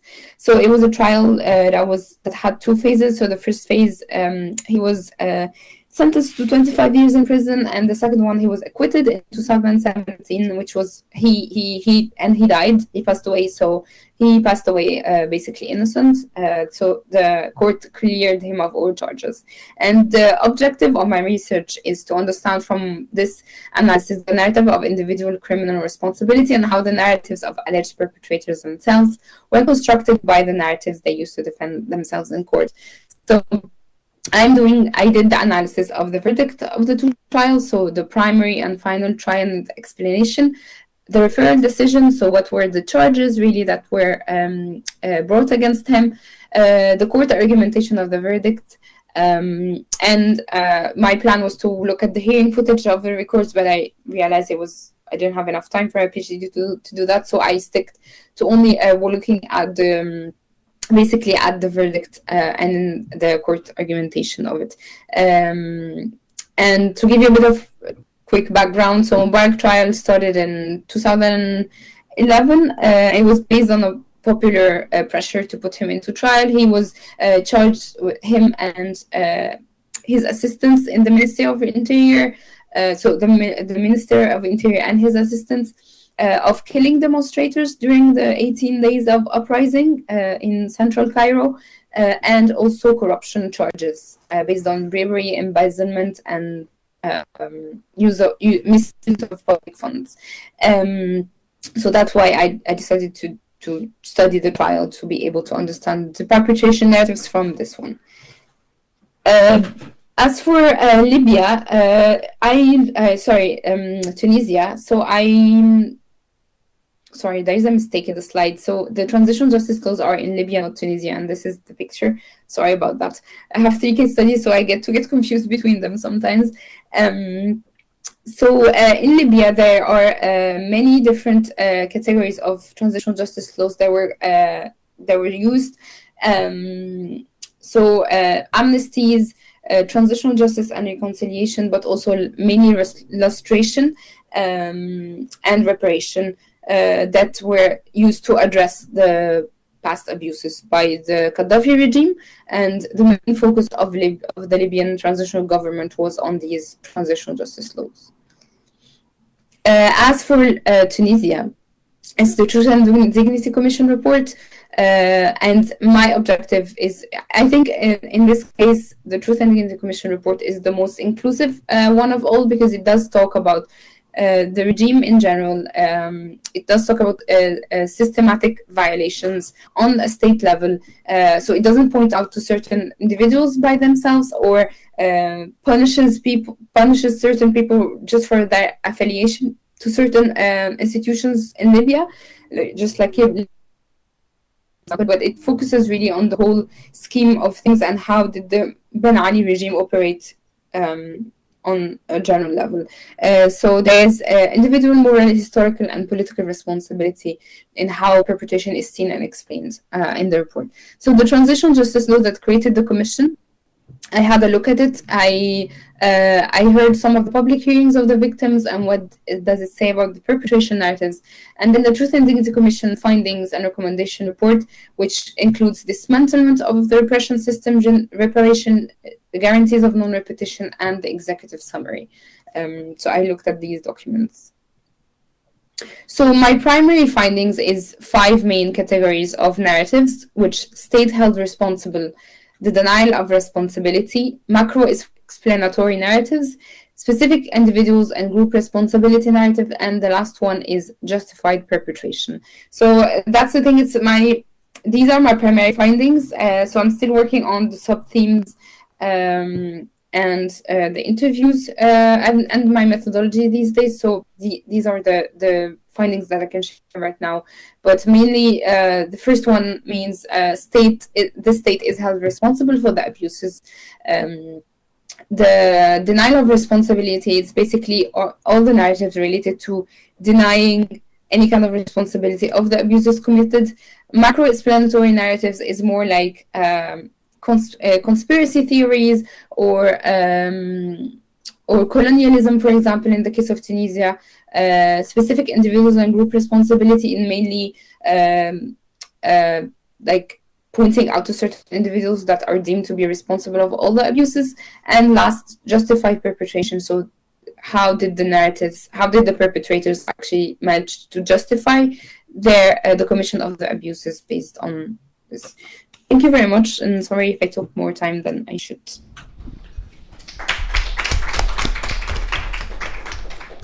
Thank you so much, Nada. And no, you're perfectly fine on timing. We even had more time, so we'll reserve that for the questions and the comments. Very fascinating presentation about your research into narratives of perpetration. We look forward to talking more about that. But first, we hand over to Alexandra now to hear about the conflict in Ukraine. Yes, we will switch.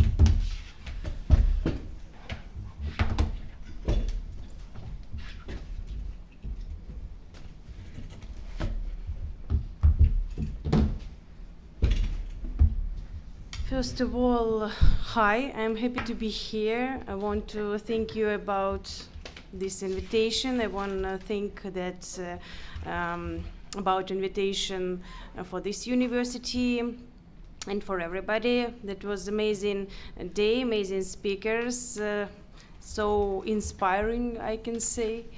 My topic is Russia, Ukraine, and international law, occupation, armed conflict, and human rights. How can I make my presentation? Right, okay.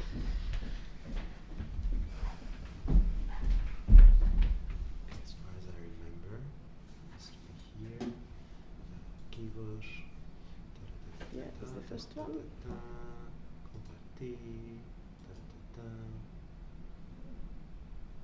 And then all you have to do is click here to move on. Ah, okay, okay.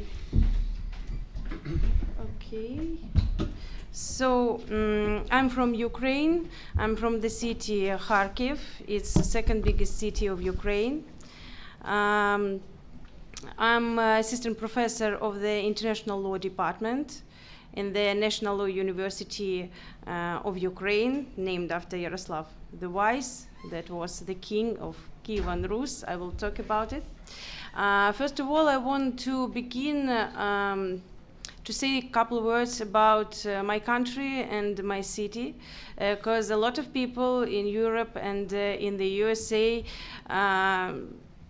they don't know where is Ukraine. Unfortunately, it's a pity that now I think everybody knows where is Ukraine because of war, and that's very interesting to hear on the TV here such names as Bucha or even my city, Kharkiv. So before that, I think people knew only Kiev, and that's all. So I want to say a couple words.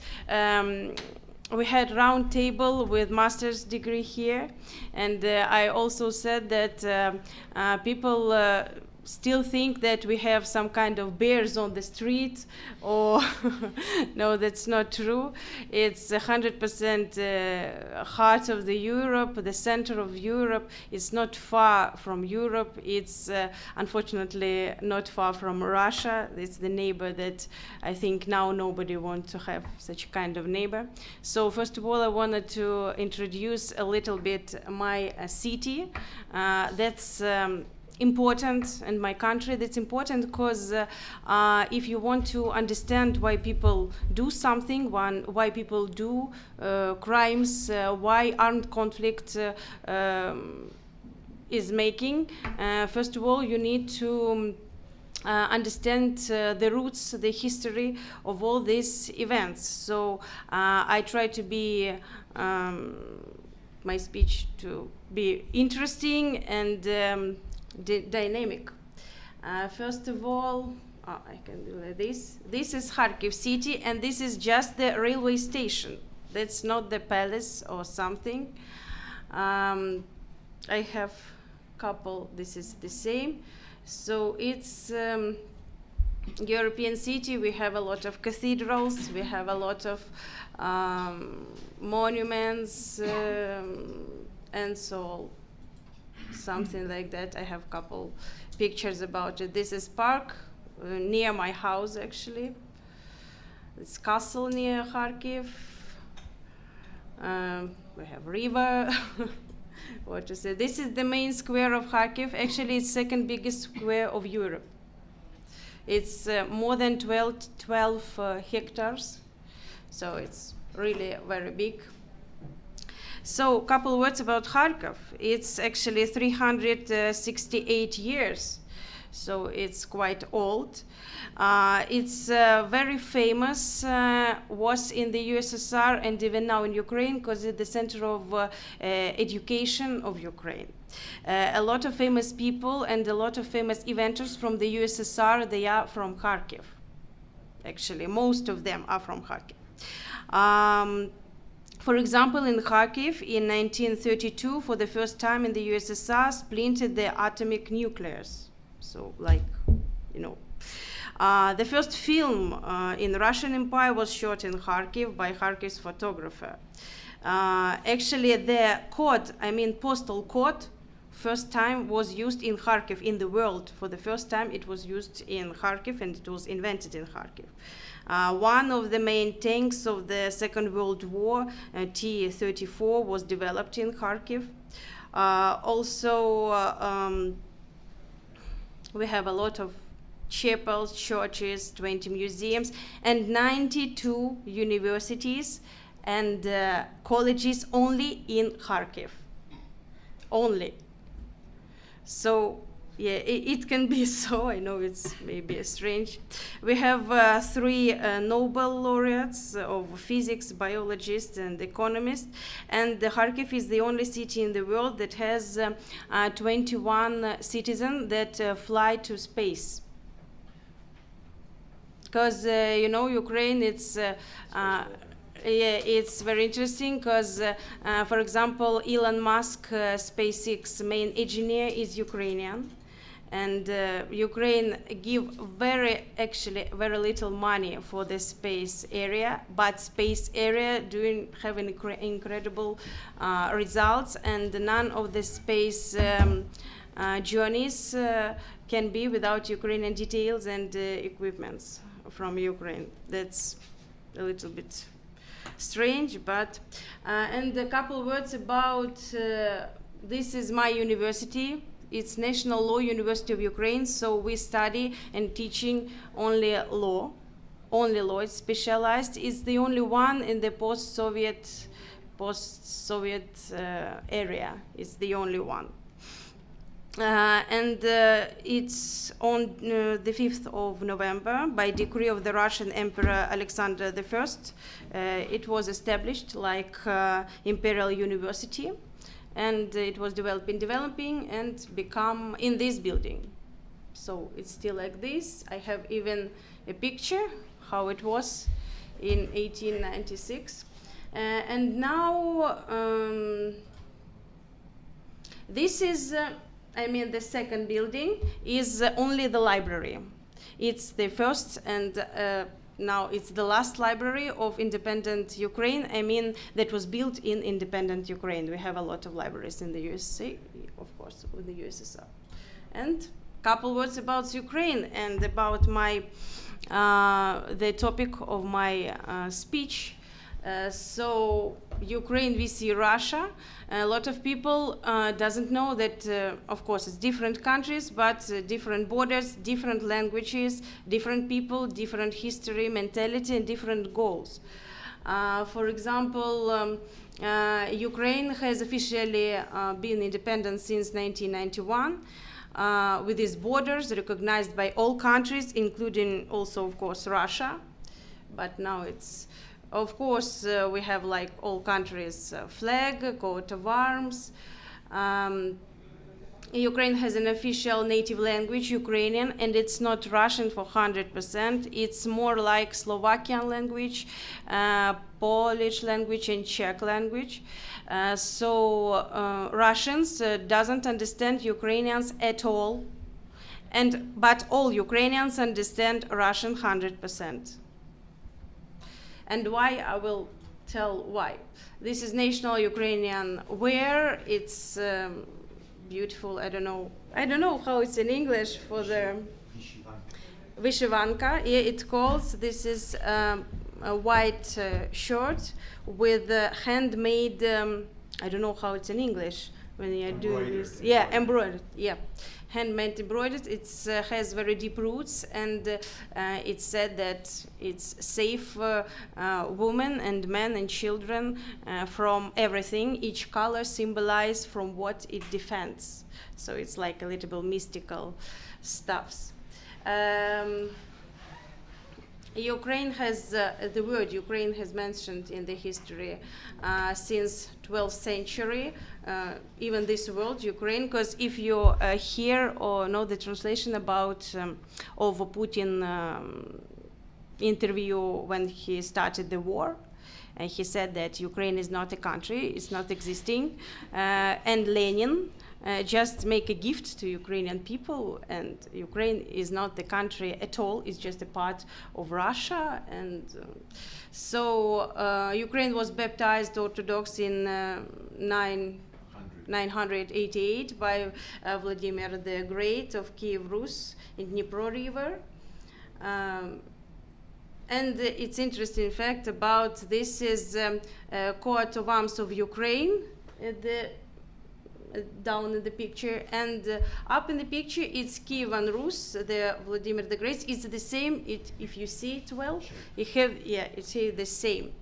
Because Russia has two eagles in their coat of arms. So, Ukrainian capital city Kiev has existed since 482 years, and Moscow has existed since only 1147. So it's 100% not the same. Russia and Ukraine are not brothers. It's actually the pictures from Instagram, but it's not, of course, about the brothers. Russians think that Ukrainians are not a nation at all. They think that Ukrainian language is not a language. Ukraine is a country with its own distinction, culture, language, rich national heritage. The first mention of the word Ukraine dates back to 1187. In the 9th century, current Ukrainian's capital Kiev was the center of Kievan Rus, when Moscow didn't even exist. And the Ukrainian language also began to take shape in that period. And modern Ukrainian language is quite different, as I said. Russia has been oppressing Ukrainians for centuries just because they were Ukrainians. So it's important to say that, because a lot of people doesn't know that it's not only the first conflict, it's not now these problems. We had, I think, all our history. Since the 11th century, the policy of the Russian Empire and later the Soviet Union aimed at the destruction of Ukrainian culture, history, language, and national identity. Numerous Ukrainian statesmen and cultural leaders were executed and repressed. For more than 300 years, the Ukrainian language has been suppressed by Russians. It was allowed to speak and read only in Ukraine. It's not allowed to speak in Ukrainian of the country. All Ukrainians had to learn Russian. That's why a lot of Ukrainians know Russian. Not a lot of everybody knew Russian. My family is 100% Russian speaking. I'm thinking in Russian. I know Ukrainian, like the same, but because I was studying in Ukrainian school, in Ukrainian university, and I need to teach in Ukrainian, but in the family, that's because it was not allowed. Actually, not just we want to do it. The important thing, not a lot of people know it, that Russia caused famine in Ukraine at least 3 times. In 1932, 1933, Soviet authorities created a man-made famine in Ukraine. It's called Holodomor. Soviets confiscated food and grain from peasants, didn't allow them to leave the village, refused to provide relief, and killed them, as well as cultural and political leaders of that time. As a result, at least 4 million Ukrainians died. As you know, yesterday was the member of Holocaust of Jewish killers. It's 6 million people, and now they say it's about 4 till 7 million Ukrainians, only Ukrainians, was dead. Holodomor is recognized as genocide by 16 countries. Ukrainians suffered from madman famines created by Moscow 2 more times. That was the problem of these years, that they have not enough, not very good harvest, and they can give taxes the wheat. And if you know, the Ukraine is second world's export of wheat, sunflower oil, and if now it will be a long conflict, that will be a famine in Africa. In Europe, everything will be okay, but you know, when they say that, my friends in German, they say there are no sunflower oil in the shops, but now it's not a problem. And I was shocking that a lot of people from the regions that are agricultural, they are in the safe jackets, in helmets, they are going to work. Yeah, they are going to work. They can be bombed, shocked. In Kherson area, it's near the Crimea. It's the most agricultural region, and they have I don't know how to say it, when they grow the harvest, try to do it, of course. So Russia appropriates Ukrainian history and the culture. Actually, Russian, that was very interesting program on TV with an experts that took all Russian history books from 1990 till now. It's changed, even in their books, they are changing history like they want millions of times. That's very strange, actually. For decades, Russia has been trying to rewrite history and appropriate Ukrainian achievement. For example, Moscow claims that borscht, it's soup, red soup, is a Russian dish, but of course it's Ukrainian. The same goes with writers or artists, such as Mykola Gogol. It's one of the famous Ukrainian and Russian writers. And Kazimir Malevich, you know, he made the the famous picture of, I don't understand it, but I'm not a philosopher. The black square. Ah, the black square. Yeah, Malevich Square. Yeah, he is also Ukrainian. And Russia annexed Crimea and occupied Donbass. In 2014, Russia captured the Ukrainian Crimean Peninsula. Then it set up its loyal authorities and held an illegal referendum about joining Russia, which wasn't recognized by most of the countries. Later that year, Russia used hybrid warfare methods to unleash the war in the parts of Donetsk and Lugansk region of Ukraine. Kremlin sent mercenaries and heavy weapons to the area and set up the illegal entities of the republics on Ukrainian territory. For 8 years, Russia has denied its presence in occupied Donbass despite numerous evidence. And you know that 16,000 people, Ukrainians, both civilians and combatants, dead because of this. It's 16,000.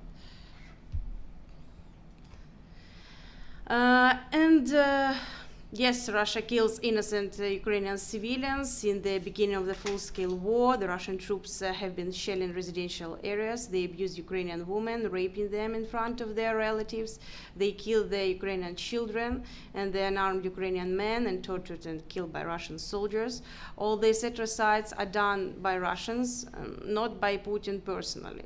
According to the Levada Center survey, 81% of Russians support the war against Ukraine. And when it began, his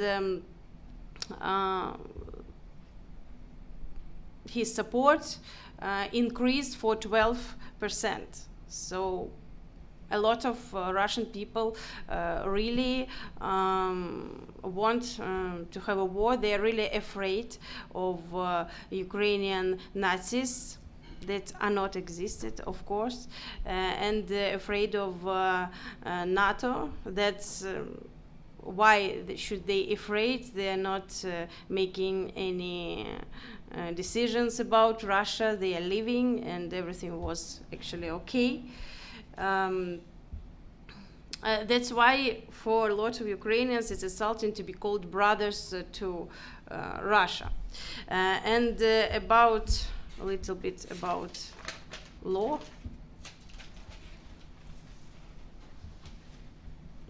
Okay. You know that it's all began on February. So on the 16th of February, the Russian parliament adopted an appeal to President Vladimir Putin, asking him to recognize the independence of two territories controlled by Russian-backed arms groups in eastern Ukraine. Then in the 21st of February, Vladimir Putin signed decrees recognizing these territories as independent states and invited the parliament to ratify the treaties on friendship, cooperation and mutual assistance. After that, he ordered the Russian troops, which had been concentrating near Ukraine border for several months, and actually from October, it's half a year, to begin solving so-called peacekeeping tasks on the territory of the self-proclaimed Donetsk People's Republic and Lugansk People's Republic. the Federation Council authorized the use of Russian military forces abroad, and as we all saw, on the 24th of February, President Vladimir Putin announced the start of the special military operation, as he called, not war, against Ukraine, which rockets and artillery attacks, the troop movements began. And now Ukrainian side is reporting that it's more than 22,000 of Russians now are dead because of all of this. But the mothers of Russian, they are not believe these numbers. They say it's okay, and it's very very strange, if I can say so, to see that near my city, Kharkiv, there are army, and they bring with them the, how to say it, crematorium is the same way you burn bodies, so they come with the crematorium. How it can be, and so they don't even expect to give these bodies to their home and so on. About norms of international law govern the armed conflict between Russia and Ukraine. Of course, it's Geneva Convention of 1949, an additional protocol to them concerning the protection of victims of international armed conflicts, the Hague Convention of the Laws and Customs of War and Land, 1907, and of course international customs. And it's important to say that both Ukraine and Russia are members of Geneva Conventions of 1949 and Protocol 1 to them. About human rights norms and their applicability in Ukraine. International human rights law remains applicable even in situation of armed conflict and occupation, when the laws and customs of war also apply. In some situations, a rule of international humanitarian law may take precedence over a human rights law as a lex specialis or a specific rule for particular circumstances. And both Ukraine and Russia are members of a number of regional and international human rights treaties, including the European Convention for Protecting Human Rights, Fundamental Freedoms, the International Covenant on Civil and Political Rights, the Convention Against Torture and other cruel, inhuman, or degrading treatment or punishment. That's why they're so shocking. That's of torture by the occupiers, not only of Ukrainian, but also the citizens of another countries. A lot of students from Mariupol that now are okay, they gave a testimony that they have been tortured, that they hear a lot of gunshots in the neighbor rooms. So, of course, such a terror, cruelty of civilians in the occupied territory is a war crime under the statute of the International Military Tribunal, the Rome Statute of the International Criminal Court, and the violation of the Geneva Convention. And at the end, I want to say about International Criminal Court, because if you know, Ukraine and Russia, both, they are not the members, they are not ratified the Rome Statute. They signed it, but not ratified. The problem of Ukraine is because our Constitution Court doesn't allow to ratify it, because they think that that will be a problem with Constitution of Ukraine. So first we need to change Constitution of Ukraine, and then we can ratify Rome Statute, because if we will ratify now, it will be like another one more high court, and it's not allowed. It will be a change of the court system of Ukraine, they say so. No problem with human rights courts, because they say that it's like extra courts, but it's a problem with international criminal courts, but now starting, I think, since 2013, Ukrainian government make a decree that they can have an investigation in the territory of Ukraine, and the International Criminal Court can do their work in the territory of Ukraine, like ad hoc, like only for this situation.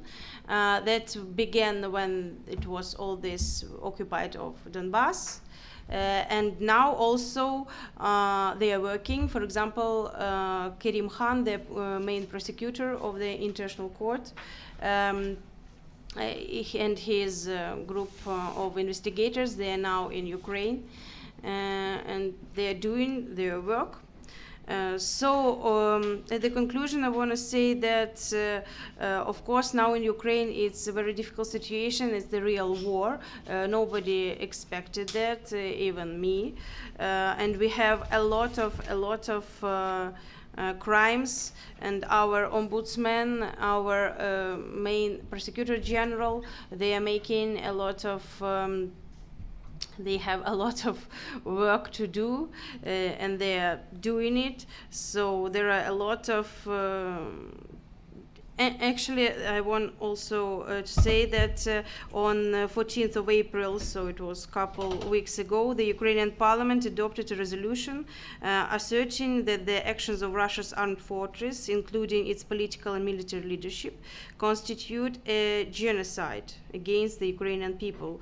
The resolution started like the actions committed by the Russian armed forces are not just a crime of aggression, but pursue the goal of systematic and consistent destruction of the Ukrainian people, their identity, and deprivation of their right to self-determination and independent development.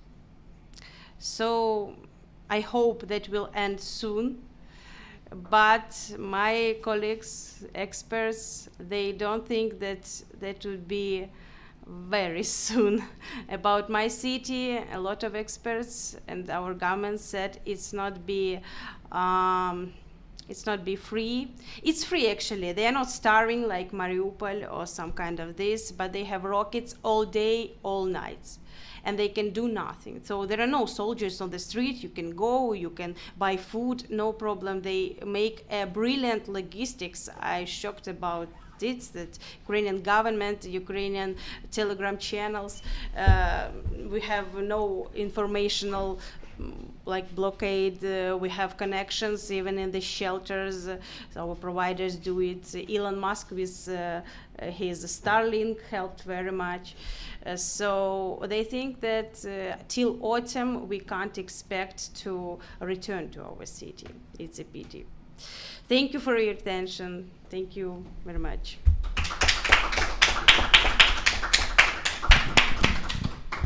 Yes, thanks also so much, Alexandra, for that presentation, and very interesting and heartening, of course, to hear the perspectives of what's going on in Ukraine and how different parts of the country are being affected by the conflict. So I think we have a few minutes for a bit of debate and discussion, and I don't know, Monse, do we have a particular time we need to be over at the... No, okay, so we can maybe take 10 or 15 minutes to... We're having the chat, also the chat box. Right, yeah, maybe we should change seats again so I can check the chat box there. So there seem to be 3... Right, yes, thanks. Okay, Paul,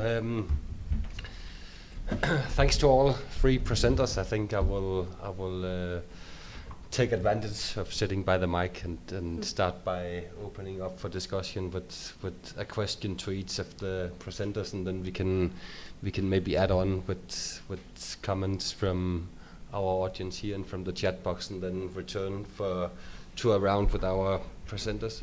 I think you have to press that. There's a square on the top right. You see this stop square. You have to click that. Exactly. Yep. That's right. it. Okay. Thank you. Okay, that's fine. We stopped the recording, so the presentation. Yes, okay. So I think there was some common themes and topics in our presentations. I wrote down narratives, actors, and action as sort of three themes that I saw coming out of all the presentations. So maybe to Nissan, I'd be really interested in hearing what factors do you think influenced perceptions among the grassroots and civil society organizations that you analyzed in Turkey in terms of how they saw the options of transitional justice. So where did they get their inspiration from? And from what you're saying, of course, it sounds like there's been sort of limited or perhaps at least less influence from international actors in Turkey than what we've seen in many other transitional justice contexts. So if that's the case, why do you think that is? That would be really interesting to hear. Nada, about the perpetration narratives. There would be really interested to hear what influence do you see from transitional justice discourse in terms of perhaps somehow framing the menu of different narratives that are available. So is there sort of a set menu in transitional justice discourse that tells these institutions in the different countries that you're looking at what possible perpetration narratives they can come up with, or is it something that's more coming out of the local context, if you will? And Alexandra, about the narratives of the conflict that you talk about, maybe to try to link that to the transitional justice theme. Do you see anything in international law, transitional justice discourse that could maybe somehow ultimately reconcile the different understandings of history and causes of conflict, or is there simply no space for finding a resolution? So that would be interesting to hear your view on that. And yeah, maybe let's add with a few questions. Lina, you had one over there. Yes, thank you. Yeah, no, so thank you for the three really very interesting presentations. So my question. Oh, sorry. Yeah, sorry. Thank you so much for the presentations. My question to Nissan was actually the same as Thomas, so I won't ask it, but say that you mentioned that there was an absence of guidance that was experienced by your interviewees, and I wanted to ask, how can that be? Because now I've looked at the guidelines, and I think there's so many of them. So I wanted to ask, do you mean that there was like an absence of guidance that was tailored to a context of Turkey, or were all these guidelines, which I find kind of online, were they seen as irrelevant to the Turkey transitional justice advocates? And then to Nada, I wanted to ask, since you're comparing three different types of mechanisms, so I wanted to ask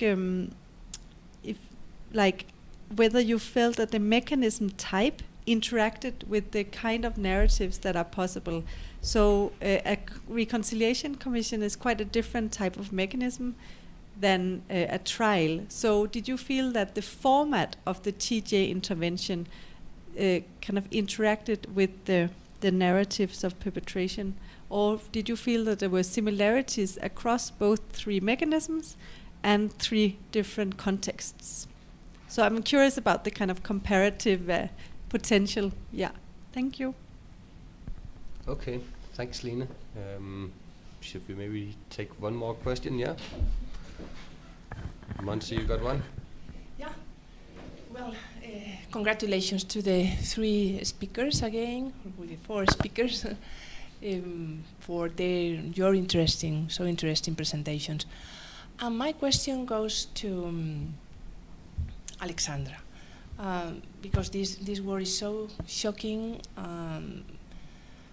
from different points of view. Some philosophers have said that it is deeply immoral, deeply obsolete, beyond being illegal. It defies it implies an existential threat to the world order as was established in 1945, and everything is at stake now. The most basic principles, the territorial integrity, the principle of the prohibition of the use of force, this attempt to move borders beyond through the use of force, which is a return to very ancient times in which the conquest was allowed as such. Well, my question is, do you think that this war could have an impact on international humanitarian law as a branch of international law, as the Second World War had with the adoption of the 4 Geneva Conventions, which had been heavily influenced by the experience, the atrocious experience of the concentration camps? And for instance, the Geneva Conventions do not foresee specific aspects regarding the use of certain methods and means of warfare. So, do you think that this could have an impact on international humanitarian law in the long or in the medium term? And regarding genocide, what would be the key elements to consider that we could face some certain ingredients of genocide? And if we can agree that there could be certain elements, it would be worthy to consider it as such, because, for instance, Philip Sands, this brilliant professor of international law at the UCL, in his bestseller, East West Street, considers that it is not worth taking the crime of genocide,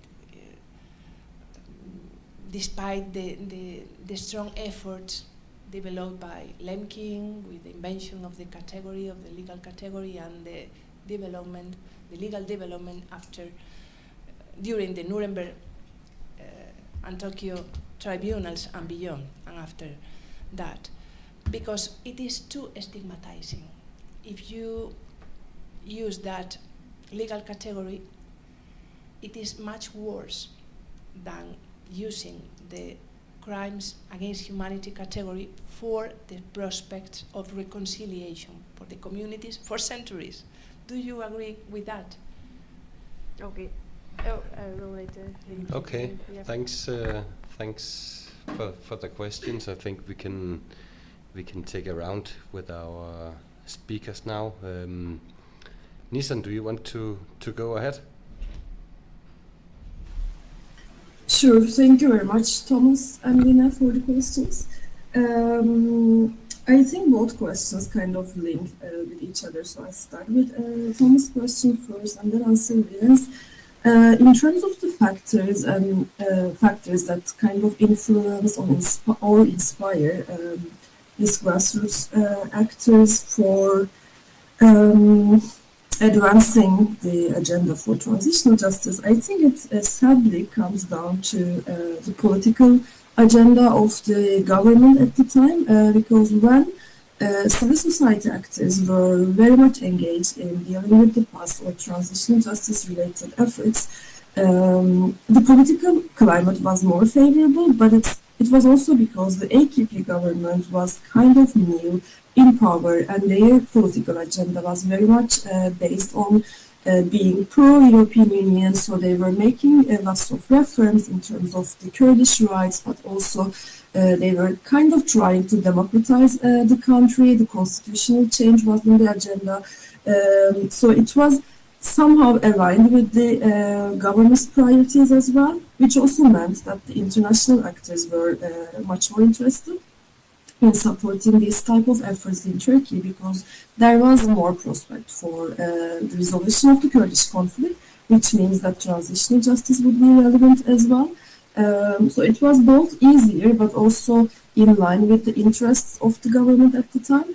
But the government is very much pragmatic. So when they decided not to go on with the peace process, and that the peace process was not aligned with their expectations or priorities anymore, it also changed the priorities of the international actors. So that's when we started. The fundings kind of stopped in terms of the peace and conflict resolution.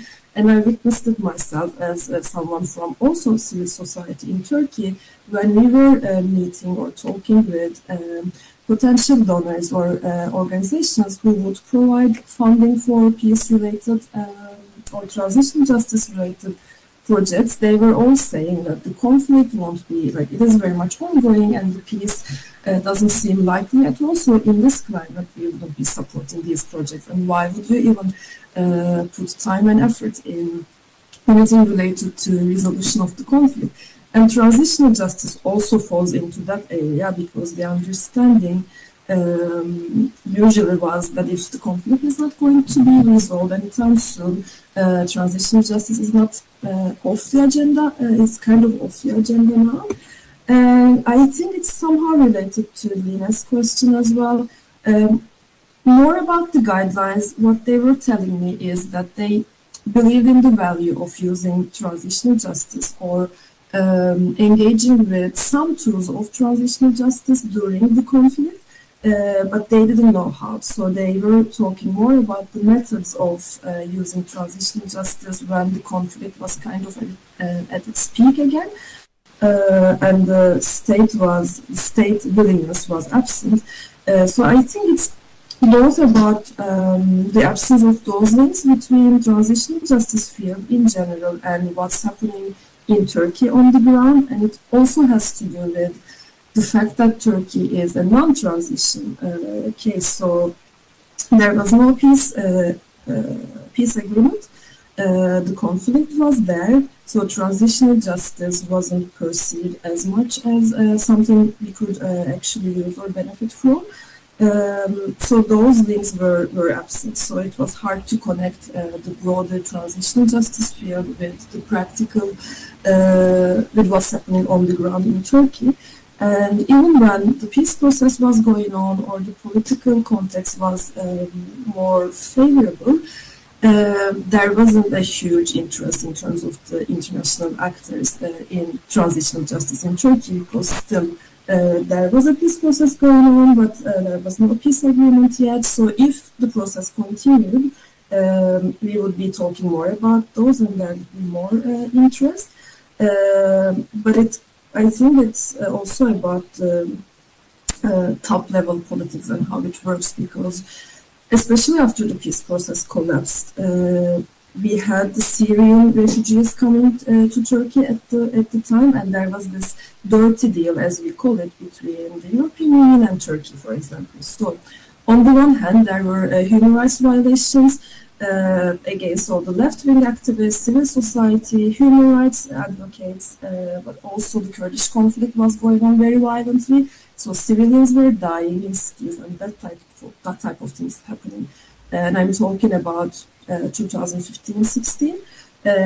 But the European Union, for example, needed Turkey very badly to keep the Syrian refugees in the country. So Turkey was using it, the government was using it, kind of like they created a protection, like a shield, and the government didn't let any international actors intervene in the internal human rights issues, because then in return the threat was that Turkey would be opening the doors and send the refugees to Europe. So it was really bad what was happening at the time, but there were all those political interests playing out as well. Yeah, I think I can finish it here for now. Interesting reflections. Nada, you want to go on? Yes. So, Thomas, you asked, like, how's the interaction between... Can you hear me all right? Okay.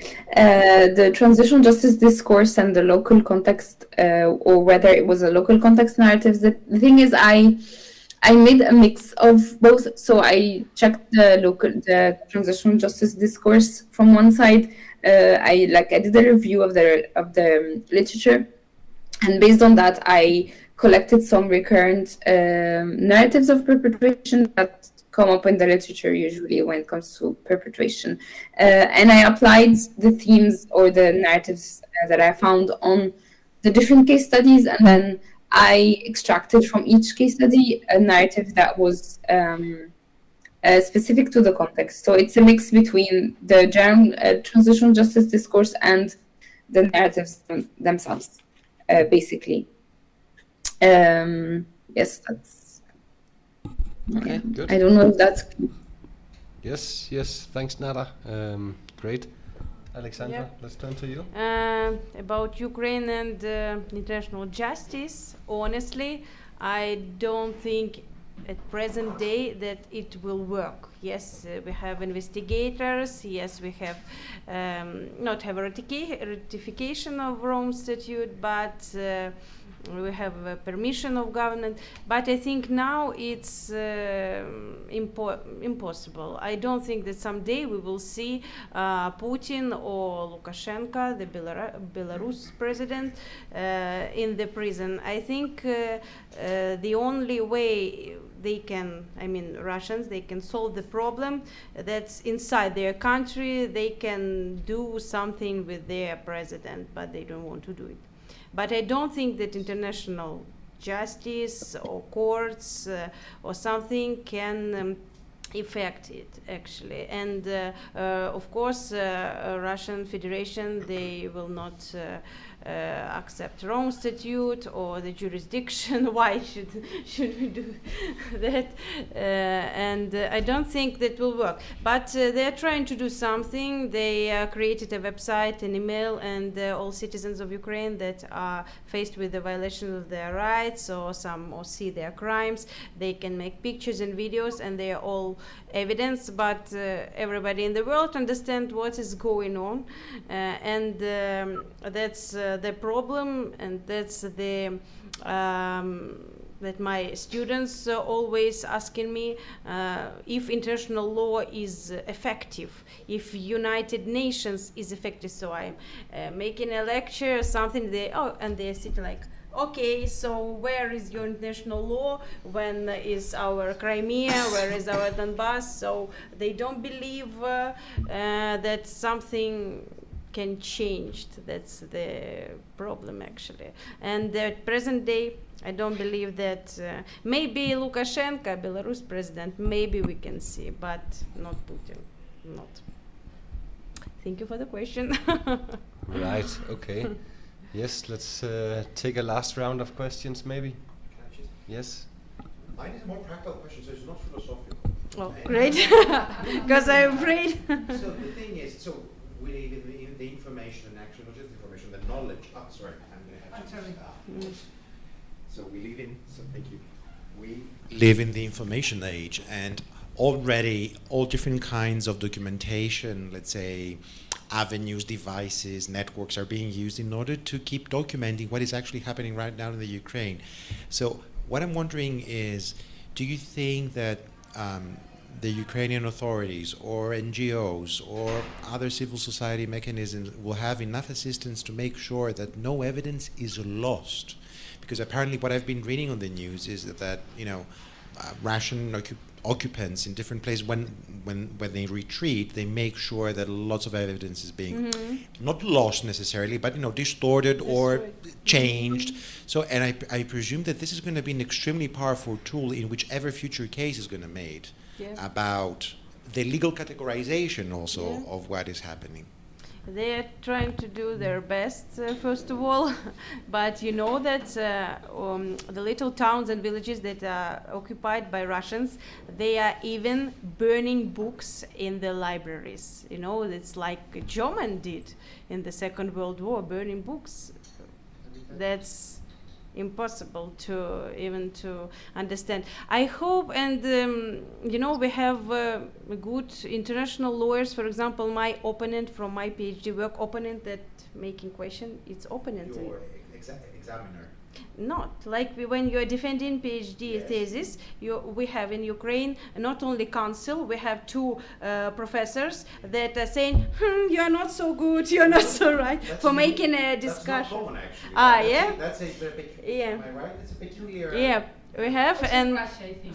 they make an argument, they make a discussion. It's quite interesting. And if they are more, if they say you're not right and they are very skeptical, the council can say no for you. So it's not only like theater. And one of my opponents is Mykola Gnatovsky. He was the head of the Council Against Torture and Inhuman all this. Yeah, and now I think yesterday or the day before yesterday, he was elected as a judge of Human Rights Court, of European Human Rights Court. And he's a very interesting person. He speaks well English and French, and he has a Facebook page, and he's writing about Ukraine and the interviews. So I think we have enough experts and professionals that will all do all this work. But it's a war. It's a war. It's a pity, but it's a war. Of course, a lot of evidence will be lost. I understand that. And about the genocide and about impact of Ukrainian situation and the humanitarian law, I hope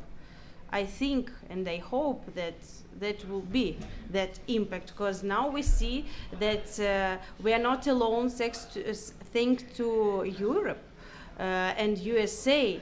But actually about the law, there are a lot of questions about effectivity. European United Nations organization, they are doing nothing, actually, we should say. Since 2014, they are doing nothing because Russia has a veto, and that's all. They have a great speeches, and that's all.